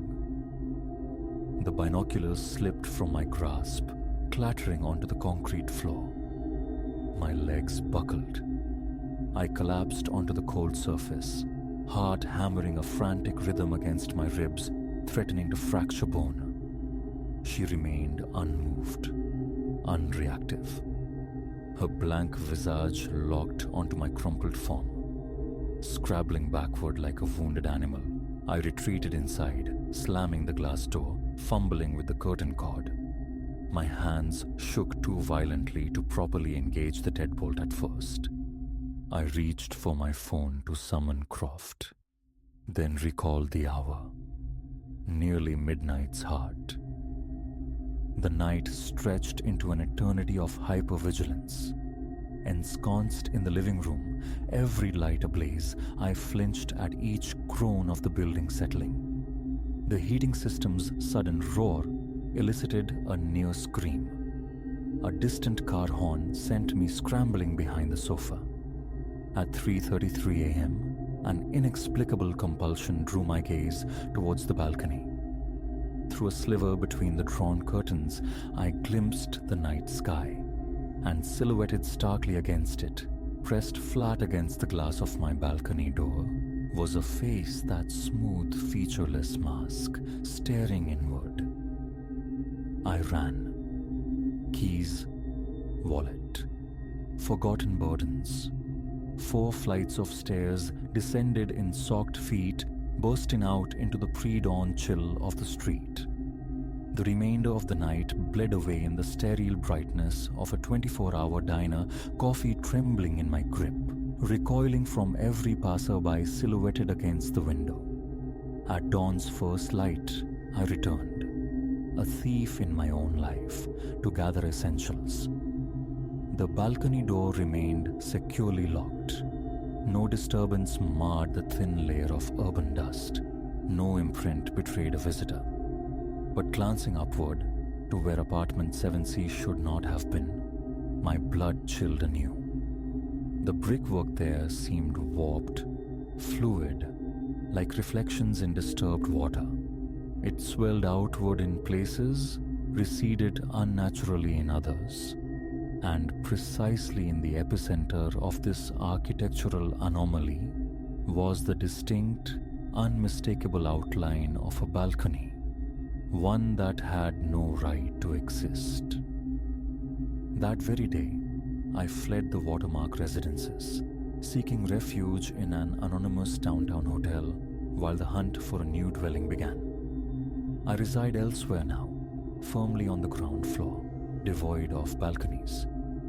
Yet, sometimes, in the deepest hours, a flicker dances at the edge of my sight, a suggestion of dark hair, the whisper of a faded gown. A swift turn reveals only emptiness, but a certainty lingers. She followed. I feel her observation, her patient stillness.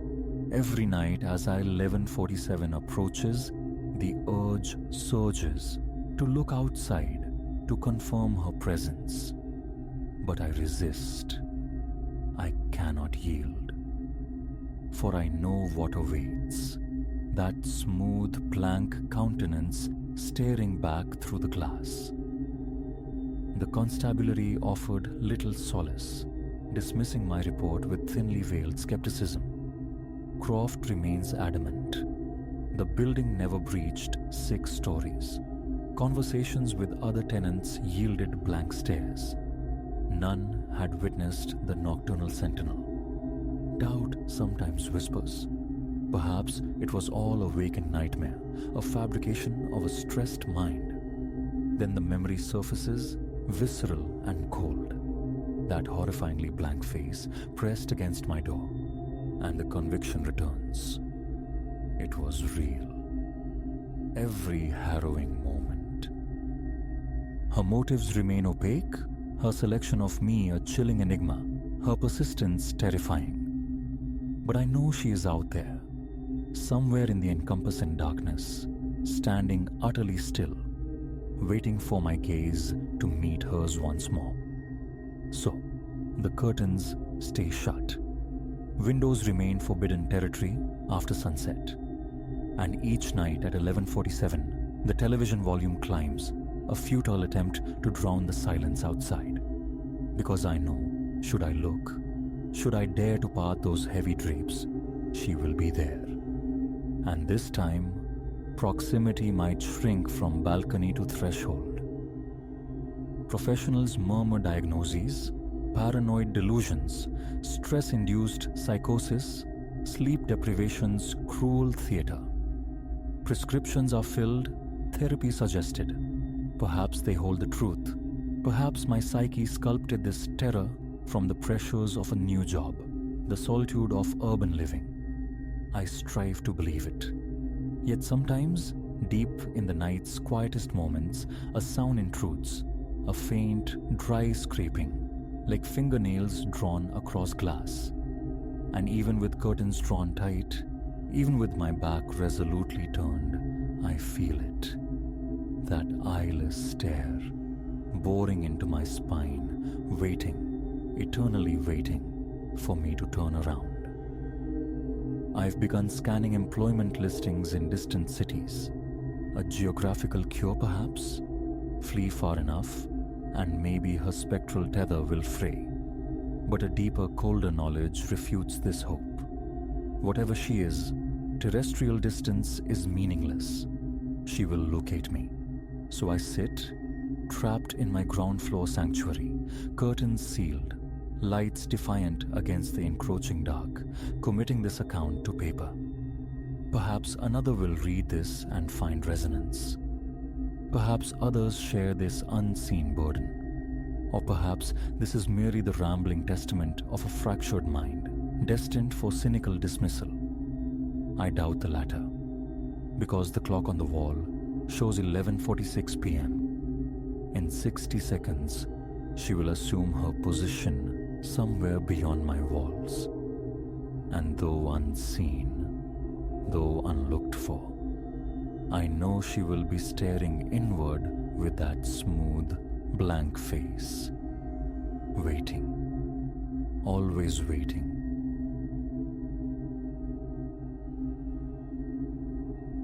It was only my second dawn woven into the forest's deep tapestry when the solitary chime unstitched the silence. I knelt among a congregation of ferns, fingers tracing their delicate fronds, hunting for the telltale blush of fungal blight. The morning air hung heavy, motionless, a profound stillness that amplified the sudden, singular note.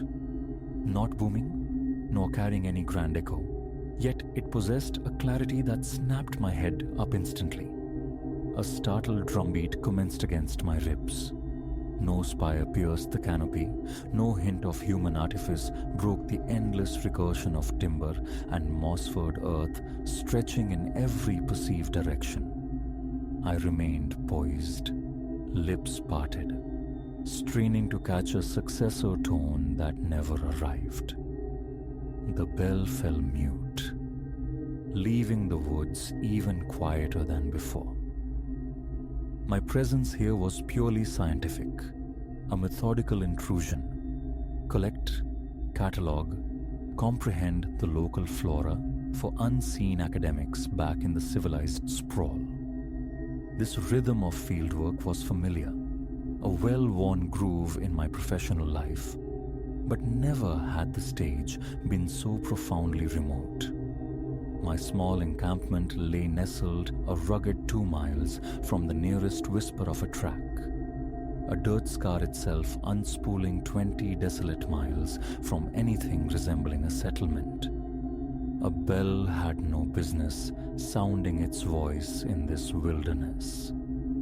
Unease, cold and sharp, feathered across my skin. A tremor visited my hands, fleeting but definite, before I wrestled my focus back to the waiting vegetation. Later, as the afternoon sun slanted gold through the dense upper reaches, the bell called again. Its origin seemed elevated, somewhere upslope. I pushed through the undergrowth, attempting to triangulate the source, but the sound dissolved like mist before I could gain any true bearing. The trees stood thick as thieves, the ground undulating in deceptive folds. By the time I found myself amidst a solemn circle of ancient pines, my sense of direction had frayed. The chime offered no further clues that day. Nightfall found me captive to the mystery. Cocooned within my nylon shell, eyes fixed on the tent's low ceiling, I listened to the sibilant passage of wind through leaves, perpetually anticipating another ring. Oblivion, in the form of sleep, eventually claimed me. Morning resolved me to a more structured pursuit. I packed essentials, water, rations, the steadfast needle of my compass, and a slim notebook to chart my wanderings. Around the meridian hour, the bell's voice returned, faint this time, as if muffled by layers of thick velvet. A conscious effort was required to keep my breathing steady. I noted the approximate vector, then moved with deliberate quietude, stepping softly, absurdly concerned I might frighten the sound into hiding. 15 minutes or so brought another chime, marginally less ethereal. I adjusted my course, striving for a direct intercept. The forest floor fought back. Dense thickets clawed at my jeans, leaving ragged tears, while my boots sank into unexpected pockets of sodden earth. The struggle continued until I breached the tree line and stepped into a small, unexpected clearing. Initially, the space offered nothing remarkable, merely a disk of flattened grass, stones bearded with moss.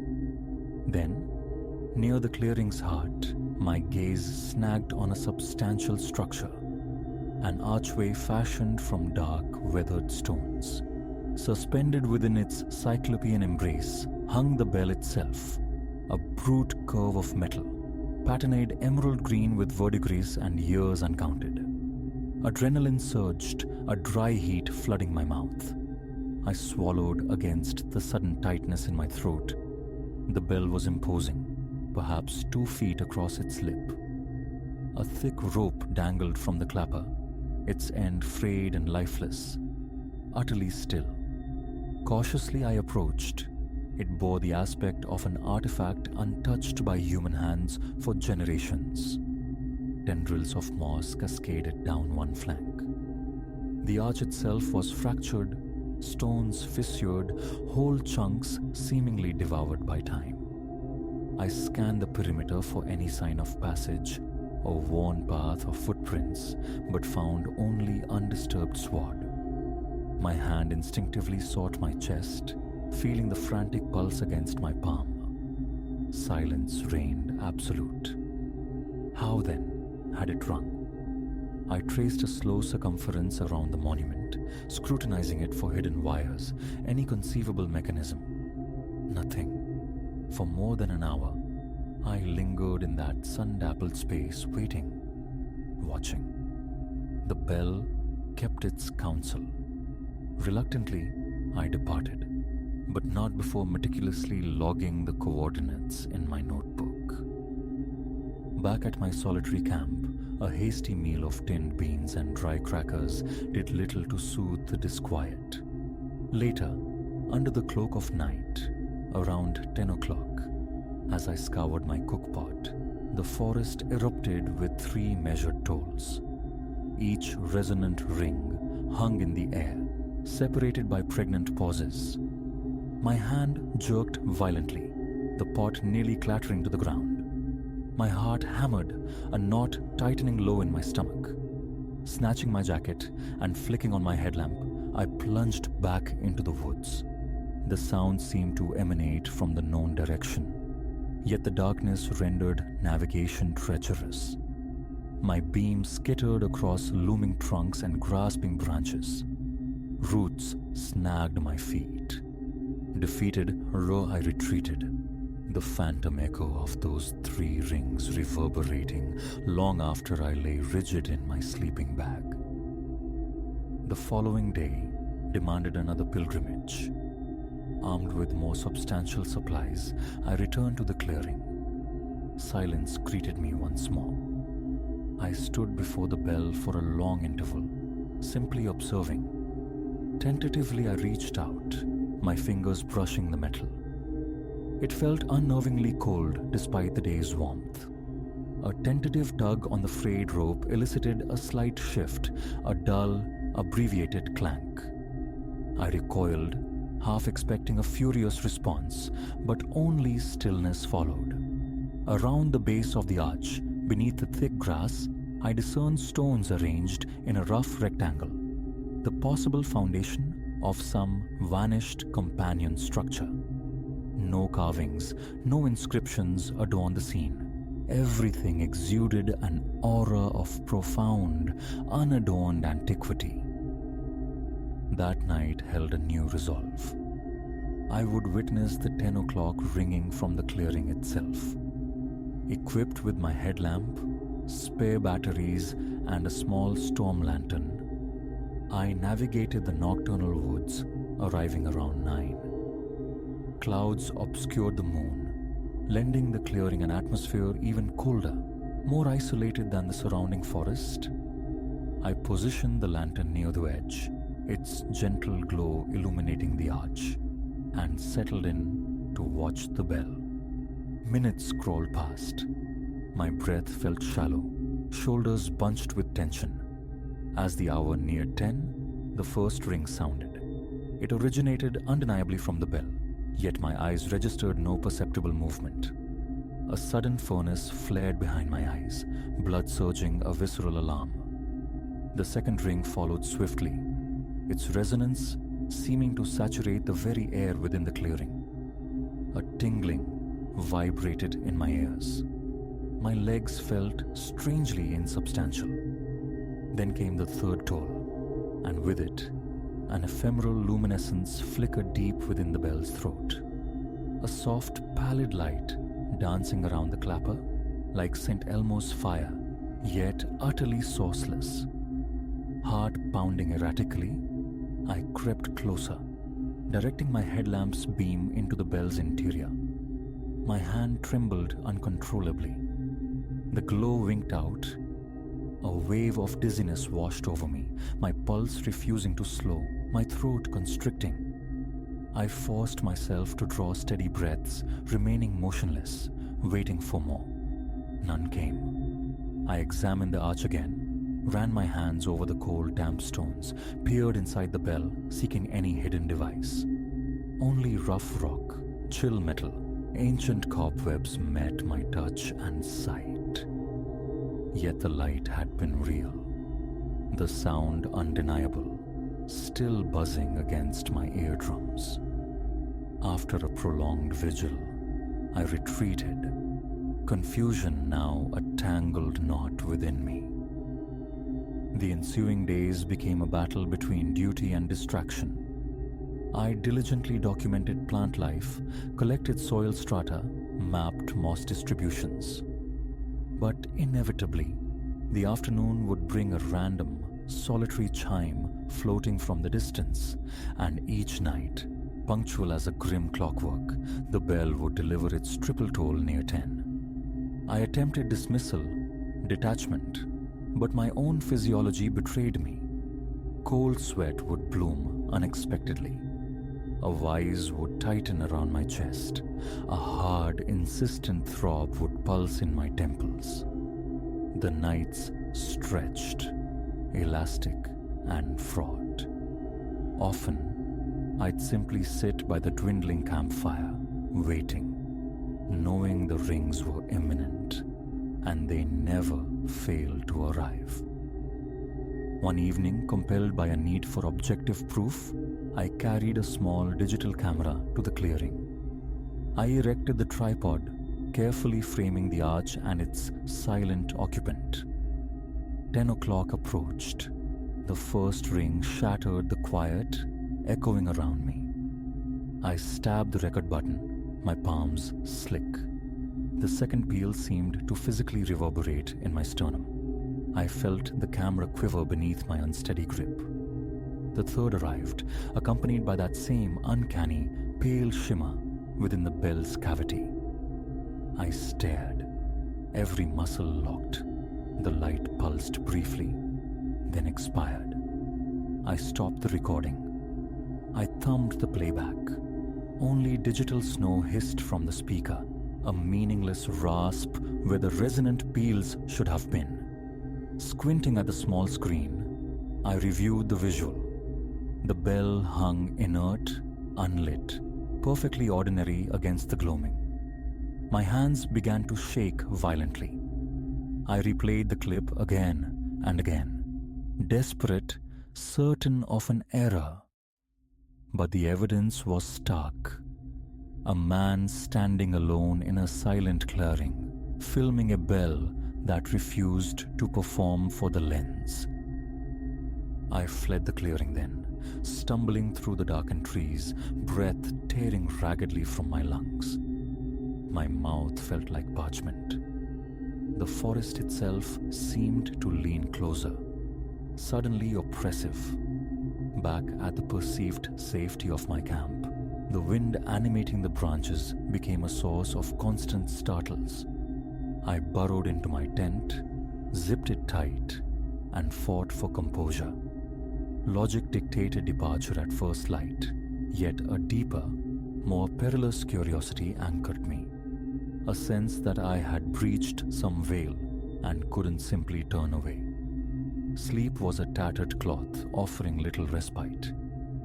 My heart maintained its agitated rhythm throughout the night, punctuated by the recurring question, why this bell, lost in this immensity? And why did its voice seem reserved for my ears alone? The next day saw me hunched over my laptop, scouring offline archives for any historical mention of this specific tract, any hint of a chapel or forgotten homestead. Old survey maps yielded nothing but contour lines and endless forest designations. In the afternoon, drawn by an irresistible gravity, I returned to the clearing, determined to subject the arch to intense daylight scrutiny.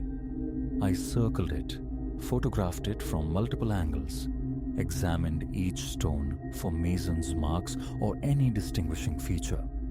Chips hinted at shaping by tools, but weathering had blurred any definitive story. At one point, seated on a fallen log nearby, engrossed in my notes, I nearly overlooked the faint afternoon chime. It was nearing 3. My gaze lifted just in time to witness the bell execute a slight, ponderous sway. No breeze stirred the clearing. The rope hung utterly slack. The bell's interior remained a shadowed void. Yet the sound had undeniably occurred. My pulse slammed against my ribs. A pins and needles sensation prickled my fingertips. A lump formed in my throat, thick and obstructive. Following that disquieting observation, I remained in the clearing until twilight bled into true dark, wanting to observe any transition preceding the nightly ritual. Nothing changed.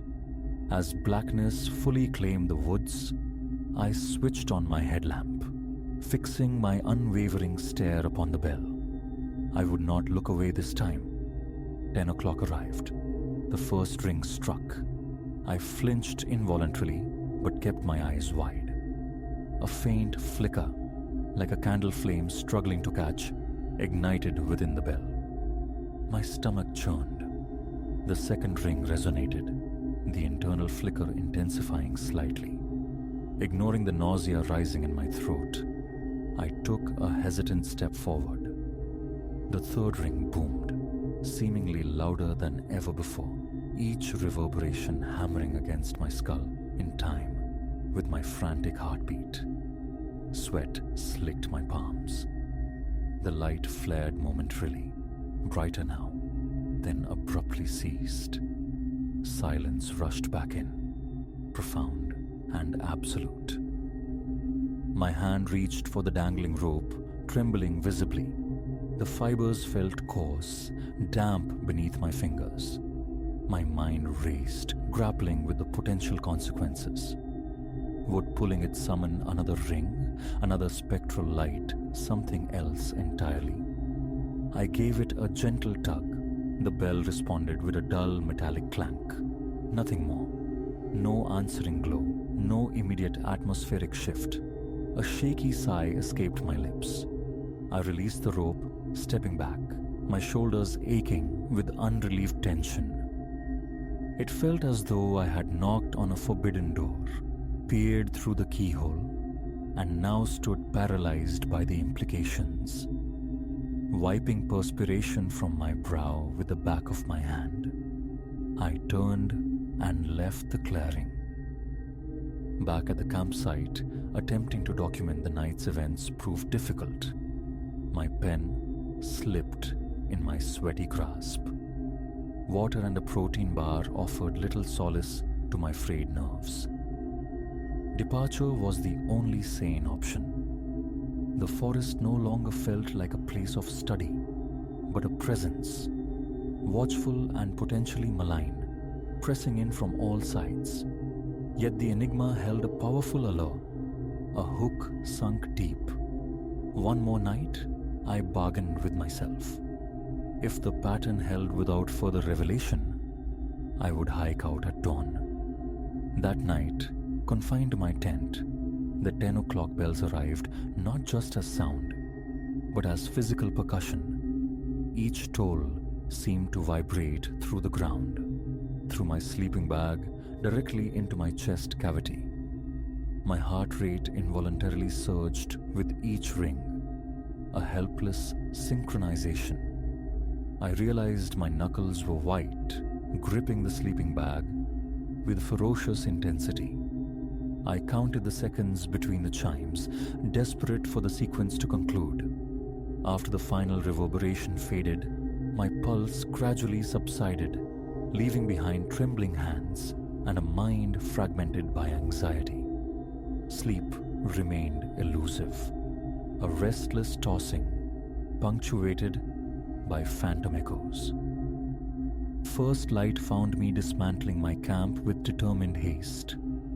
Another day under the bell's influence felt untenable. Research samples were secured. The tent wrestled into its sack. A final survey of the site confirmed nothing left behind. My gaze drifted towards the clearing's direction. Silence.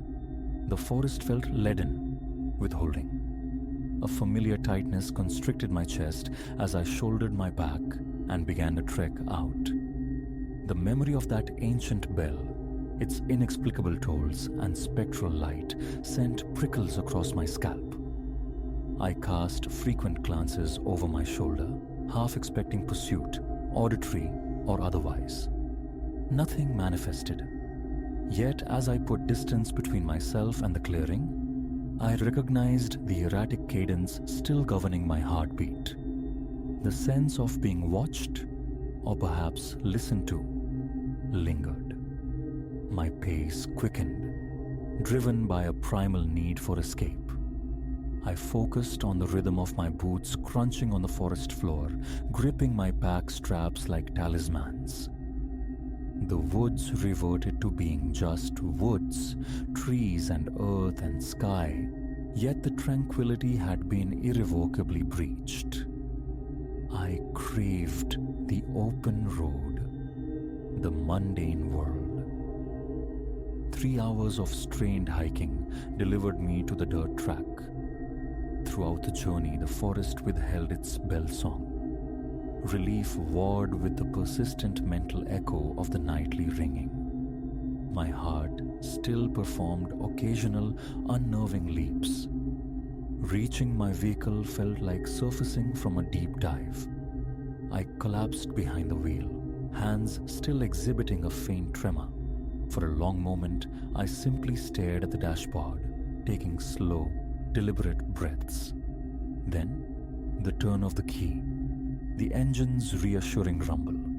I drove away, leaving the unnerving silence and the resonant mystery behind. But the pressure in my chest, the memory of that impossible flicker of light within the cold, ancient metal, these remain indelible souvenirs of a place I cannot explain and will never revisit.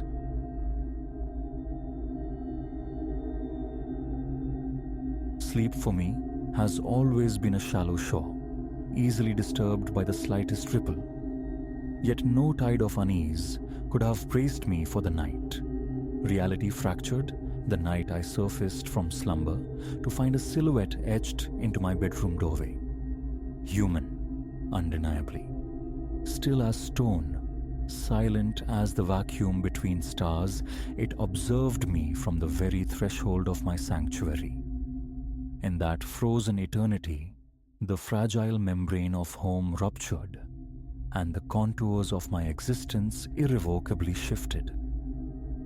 It was the ragged edge of Tuesday bleeding into Wednesday, 2:37 a.m. The digits on my clock searing themselves onto my retinas the instant I lurched awake.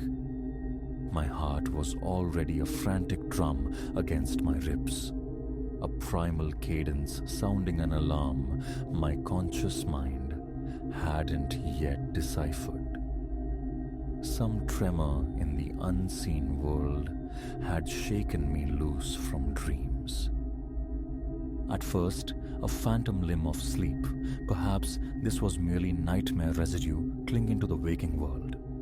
But as my vision swam through the Stygian gloom, resolving shapes from shadows, I saw it. Him. A figure, lean and tall, occupying the open frame of my door with an unnerving permanence. The corridor beyond lay unlit, rendering him a void cut from the lesser dark of my apartment. Breath held captive in my lungs, I prayed to the indifferent silence. If I remained inert, a statue carved from fear, perhaps awareness wouldn't snag on me. My thoughts, however, were a frantic cascade. Burglar? Obsessive phantom? Or just some wayward soul adrift in alcohol, mistaking my door for his own? Each possibility offered its own sharp edge of terror. Seconds distended, stretching into an elastic minute, then more. Still, the figure held its pose. Was this delusion? A waking hallucination spun from frayed nerves? Yet the palpable weight of his presence, the prickle of unseen eyes fixed upon me, defied dismissal. Slowly, with glacial caution, my hand embarked on the perilous journey towards the nightstand, towards the phone tethered there by its charging cord. Rescue, a mere touch away. But as my fingertips grazed the cool, smooth surface of the device, the shape in the doorway breathed, shifted. I froze, my hand suspended millimeters above salvation. A single deliberate step echoed into the room, drawing a scream towards my throat. Before it could tear free, before my fingers could close around the phone, before any instinct of defense could translate into action, a voice sliced through the silence. "Don't," it rasped, low and resonant, like stones grinding together. No movement, no sound. Just listen. Against every screaming impulse, I submitted. What alternative remained? He commanded the space between me and escape, his potential armament an unknown variable in this terrifying equation. "I've watched you, Clara, for a significant time," he continued. The use of my name sent a glacial current through my veins. This was no random haunting. He knew me. Your patterns, your small rituals, your solitude, the library post, your Friday indulgence in Thai cuisine. As he unspooled these threads of my private life, a sickening wave crested within me. How long? How had this surveillance remained utterly invisible? "What is it you want?" The question escaped as a trembling whisper. Another step forward. I recoiled instinctively. my back pressing hard against the headboard, my final bastion. Understanding, he said, the word hanging heavy in the air. For you to perceive what I perceive, to possess the knowledge I hold. Before the question of his meaning, of this encroaching madness, could form on my lips, his hand reached towards the wall. I flinched, bracing for the blinding glare, for the revelation of my tormentor's face. But as light flooded the space, scouring the shadows, it illuminated only emptiness. He was gone. Blinking against the sudden brilliance, grappling with the whiplash of presence and absence, I wondered if sanity had slipped its moorings. Had I dreamt it all? With hands that trembled violently, I snatched the phone, dialing the emergency number. The dispatcher's measured tone was an anchor in the swirling chaos as I stammered out the impossible narrative. Minutes later, the wail of sirens crescendoed outside. Officers moved through my apartment with practiced thoroughness, finding nothing. No breached lock, no errant fingerprint, no misplaced object. Their kindness was palpable, yet beneath it, I sensed the familiar glint of skepticism. Another frightened woman conjuring phantoms in the deep night.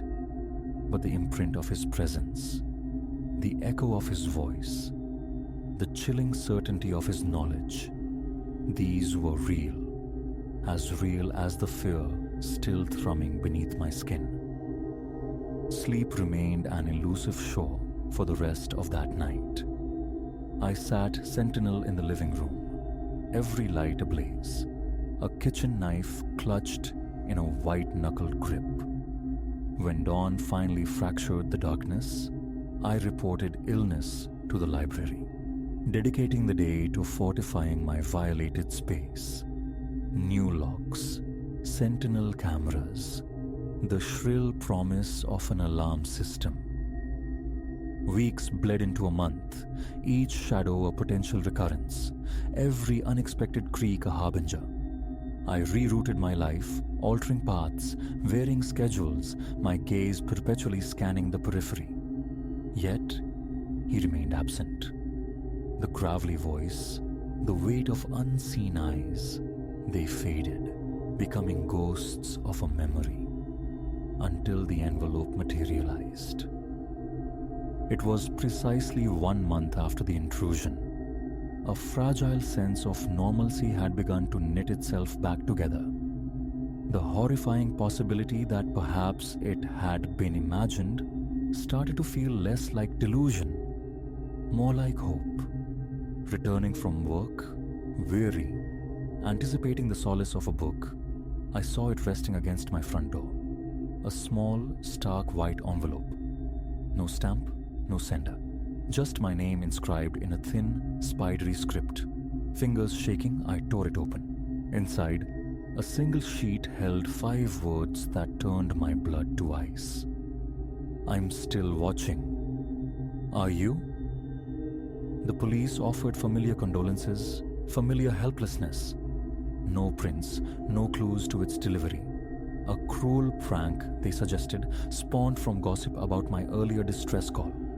But I knew. He was out there, a patient predator, observing, waiting, for what remained the most terrifying unknown. An obsession took root. I began to hunt for him in the mundane tapestry of the city, scrutinizing every passing face, every library patron. More cameras sprouted, electronic eyes covering every conceivable angle of my apartment and its approaches. Nights were consumed by reviewing footage, searching for a flicker, a discrepancy, a sign. Weeks dissolved into months. No further notes, no spectral visits. Yet the sensation of being watched became a constant companion, an oppressive weight, an invisible shroud worn every waking moment. concern bloomed on the faces of friends. Paranoid, they murmured gently, "You need help." Perhaps, but how to articulate the unique terror of knowing an invisible, omniscient entity haunted your existence, capable of manifesting and vanishing like smoke? It was the anniversary of his visit, a year to the day, when the veil flickered again. Walking home, adrift in thought, I caught a reflection in a shop window. A silhouette, instantly, chillingly familiar. I spun, heart hammering, but the pavement behind me was empty. Turning back to the glass, I saw myself mirrored, but hovering just behind my shoulder, where nothing should be, was a shadow. Tall, lean, impossibly present.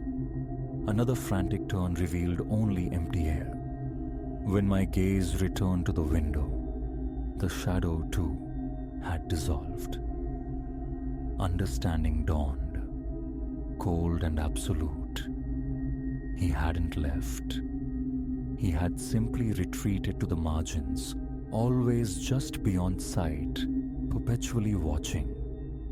He would remain there, a phantom haunting the periphery of my vision, the hidden corners of my awareness.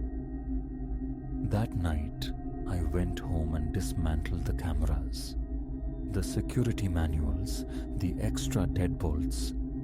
I discarded them all. What defense could possibly suffice? He could breach any barrier. He already had.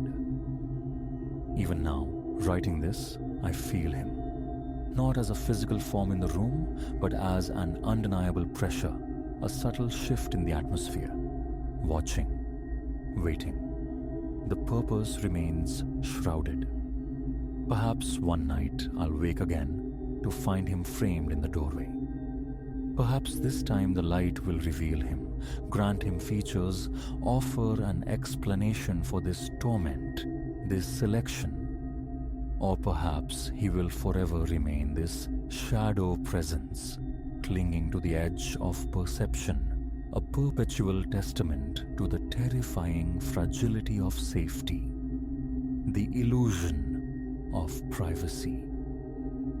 So, should you ever stir in the deep hours and feel an unseen gaze upon you, should a fleeting shadow flicker where none belongs, recall my story. Know that the monster isn't confined to closets or beneath the bed. Sometimes he stands brazenly in your doorway, watching, always watching, and perhaps all that remains is to watch back.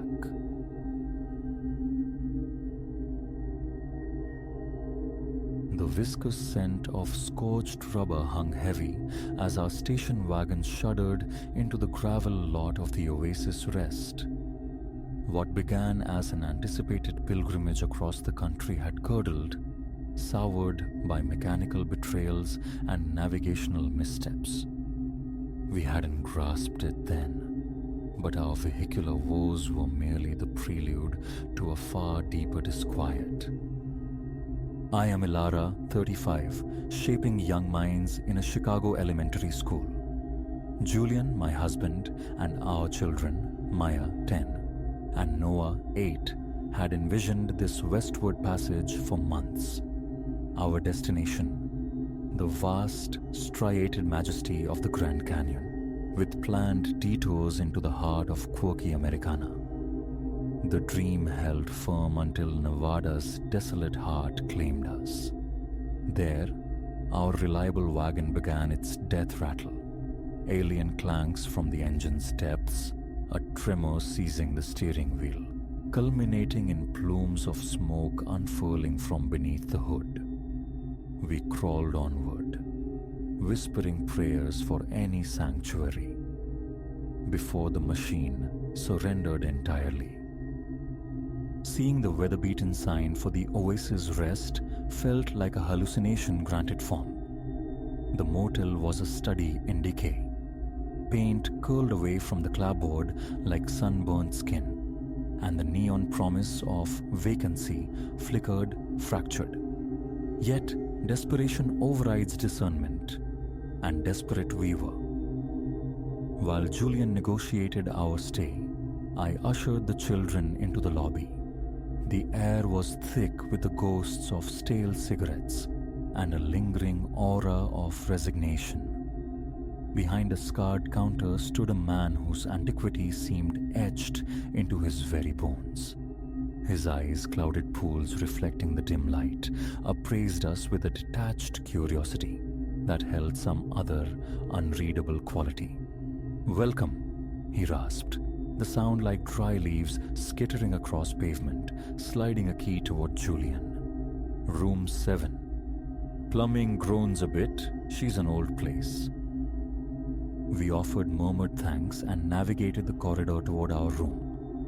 The children's complaint about the oppressive heat and the pervasive odor trailing behind us. The room itself was Spartan, but past muster. 2 queen beds draped in faded floral spreads, a television squatting silently in the corner, and a bathroom whose fixtures were likely installed during a bygone political era. Julian's call to a local mechanic yielded only the promise of a morning visit.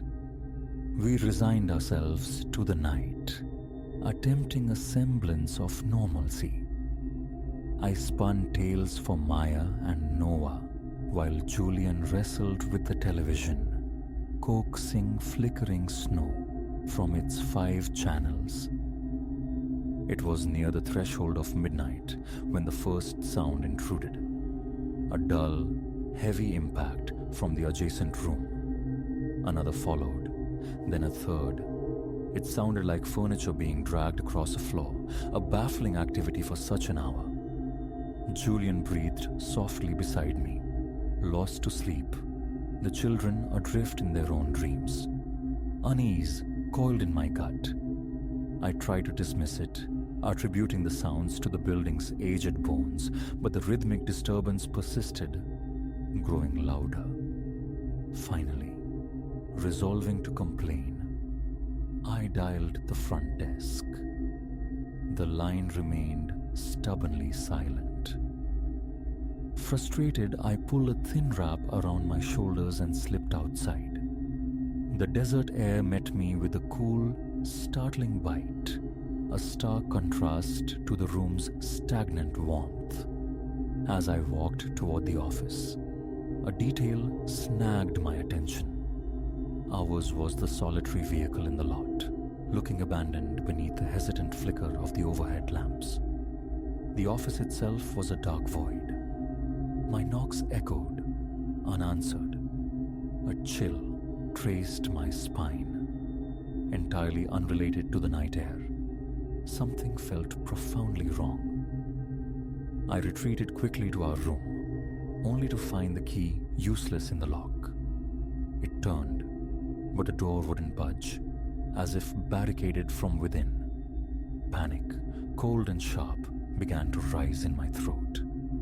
I hammered on the wood, calling Julian's name. Abruptly, the door yielded inward, and I stumbled across the threshold. It wasn't Julian who had opened it. Standing there, silhouetted against the room's dim light, was the proprietor. "Careful now," he murmured, his voice unsettlingly placid. "Can't have you disturbing the peace, can we?" A scream tried to tear itself from my lungs, but a hand clamped over my mouth from behind, rough and strong. I thrashed, kicking wildly, but my unseen captor held firm. As my vision swam and adjusted, the dim light revealed a nightmare. Julian and the children bound and gagged upon one of the beds, their eyes wide, reflecting sheer terror. The old man emitted a dry, rasping chuckle that vibrated through the small room. "Unfortunate timing, your breakdown," he stated, devoid of inflection. "But no matter. You'll become part of the landscape soon enough." The hours that followed bled into an unfolding horror. More figures emerged from the shadows. Locals, we inferred from the hushed, familiar exchanges. They spoke of an observance, of offerings required to placate some primordial entity dwelling within the desert's arid soul. We were the designated offerings. We were forced out, propelled across the cool sand towards a fissure hidden in the low hills, an entrance into the earth itself. The cavern walls pulsed with crudely painted glyphs, and at its heart stood a rough-hewn stone altar, stained dark. As they commenced their eerie preparations, my mind raced, frantically seeking any fissure in their focus, any chance for escape. It was Maya who fractured the ritual's hold. Her small hand, having worked free from its bindings during the forced march, darted out in a moment when their attention wavered, snatching an obsidian blade from a nearby participant. The sudden act shattered their concentration. In the ensuing chaos, the briefest window opened, and we seized it, breaking our remaining bonds. We burst from the cavern, exploding into the obsidian darkness of the desert night, the enraged cries of the cultists echoing behind us. Sand shifted treacherously beneath our feet, the cold air searing our lungs, but primal terror fueled our impossible flight. How long we ran, I cannot say. It felt an eternity lived between gasps. The desert stretched, vast and indifferent, mocking our directionless scramble. More than once, the fear that we were merely tracing circles tightened its grip. Then, mercifully, a distant constellation of lights resolved into a roadside haven, a truck stop, shimmering like a promise of sanity in the vast emptiness. We erupted through the doors, scattering the calm of the few late-night truckers nursing coffee. Between ragged breaths, our fractured narrative spilled out. Authorities were summoned. Soon, the desolate stretch of highway pulsed with the flashing lights of state troopers and federal agents. They found the Oasis Rest utterly vacant. The proprietor, the townspeople, vanished, leaving no trace but the peeling paint and the musty air.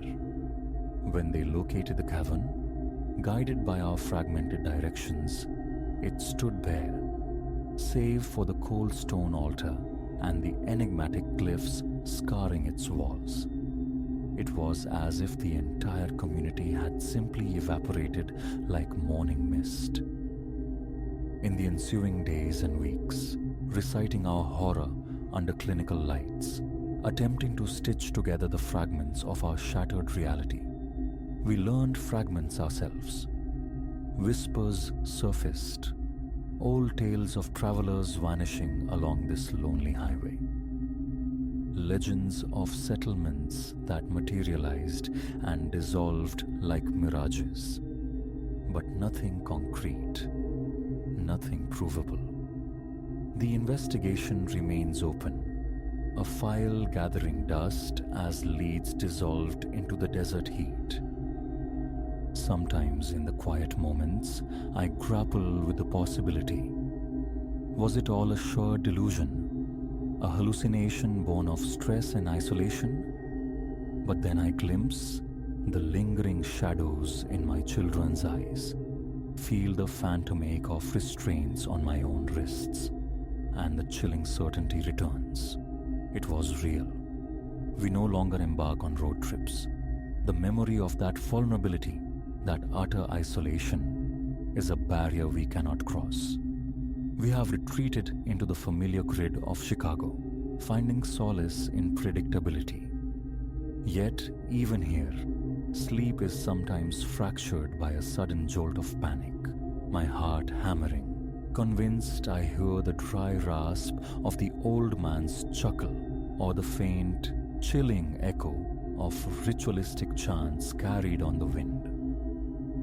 The arid lands guard their mysteries fiercely. Whatever malevolent presence stirs in that forgotten corner of Nevada, it remains quiescent, perhaps waiting for the next engine to fail, the next weary travelers to seek refuge in the wrong place. So, should you ever find yourself driving through that immense silence and a sign for the oasis, rest shimmers into view on the heat-hazed horizon, press down on the accelerator. Keep driving. No matter the fatigue, no matter the mechanical complaints, do not stop. Some thresholds are best left uncrossed, and certain truths poison the soul. Our family survived that night, bound tighter now by shared terror and the fierce protective love that saw us through. The carefree innocence of a simple journey was irrevocably lost, replaced by a shadow knowledge we can never unlearn. But we endured. We faced the unimaginable together, and together, fractured but whole, we navigate the path forward, one cautious day at a time.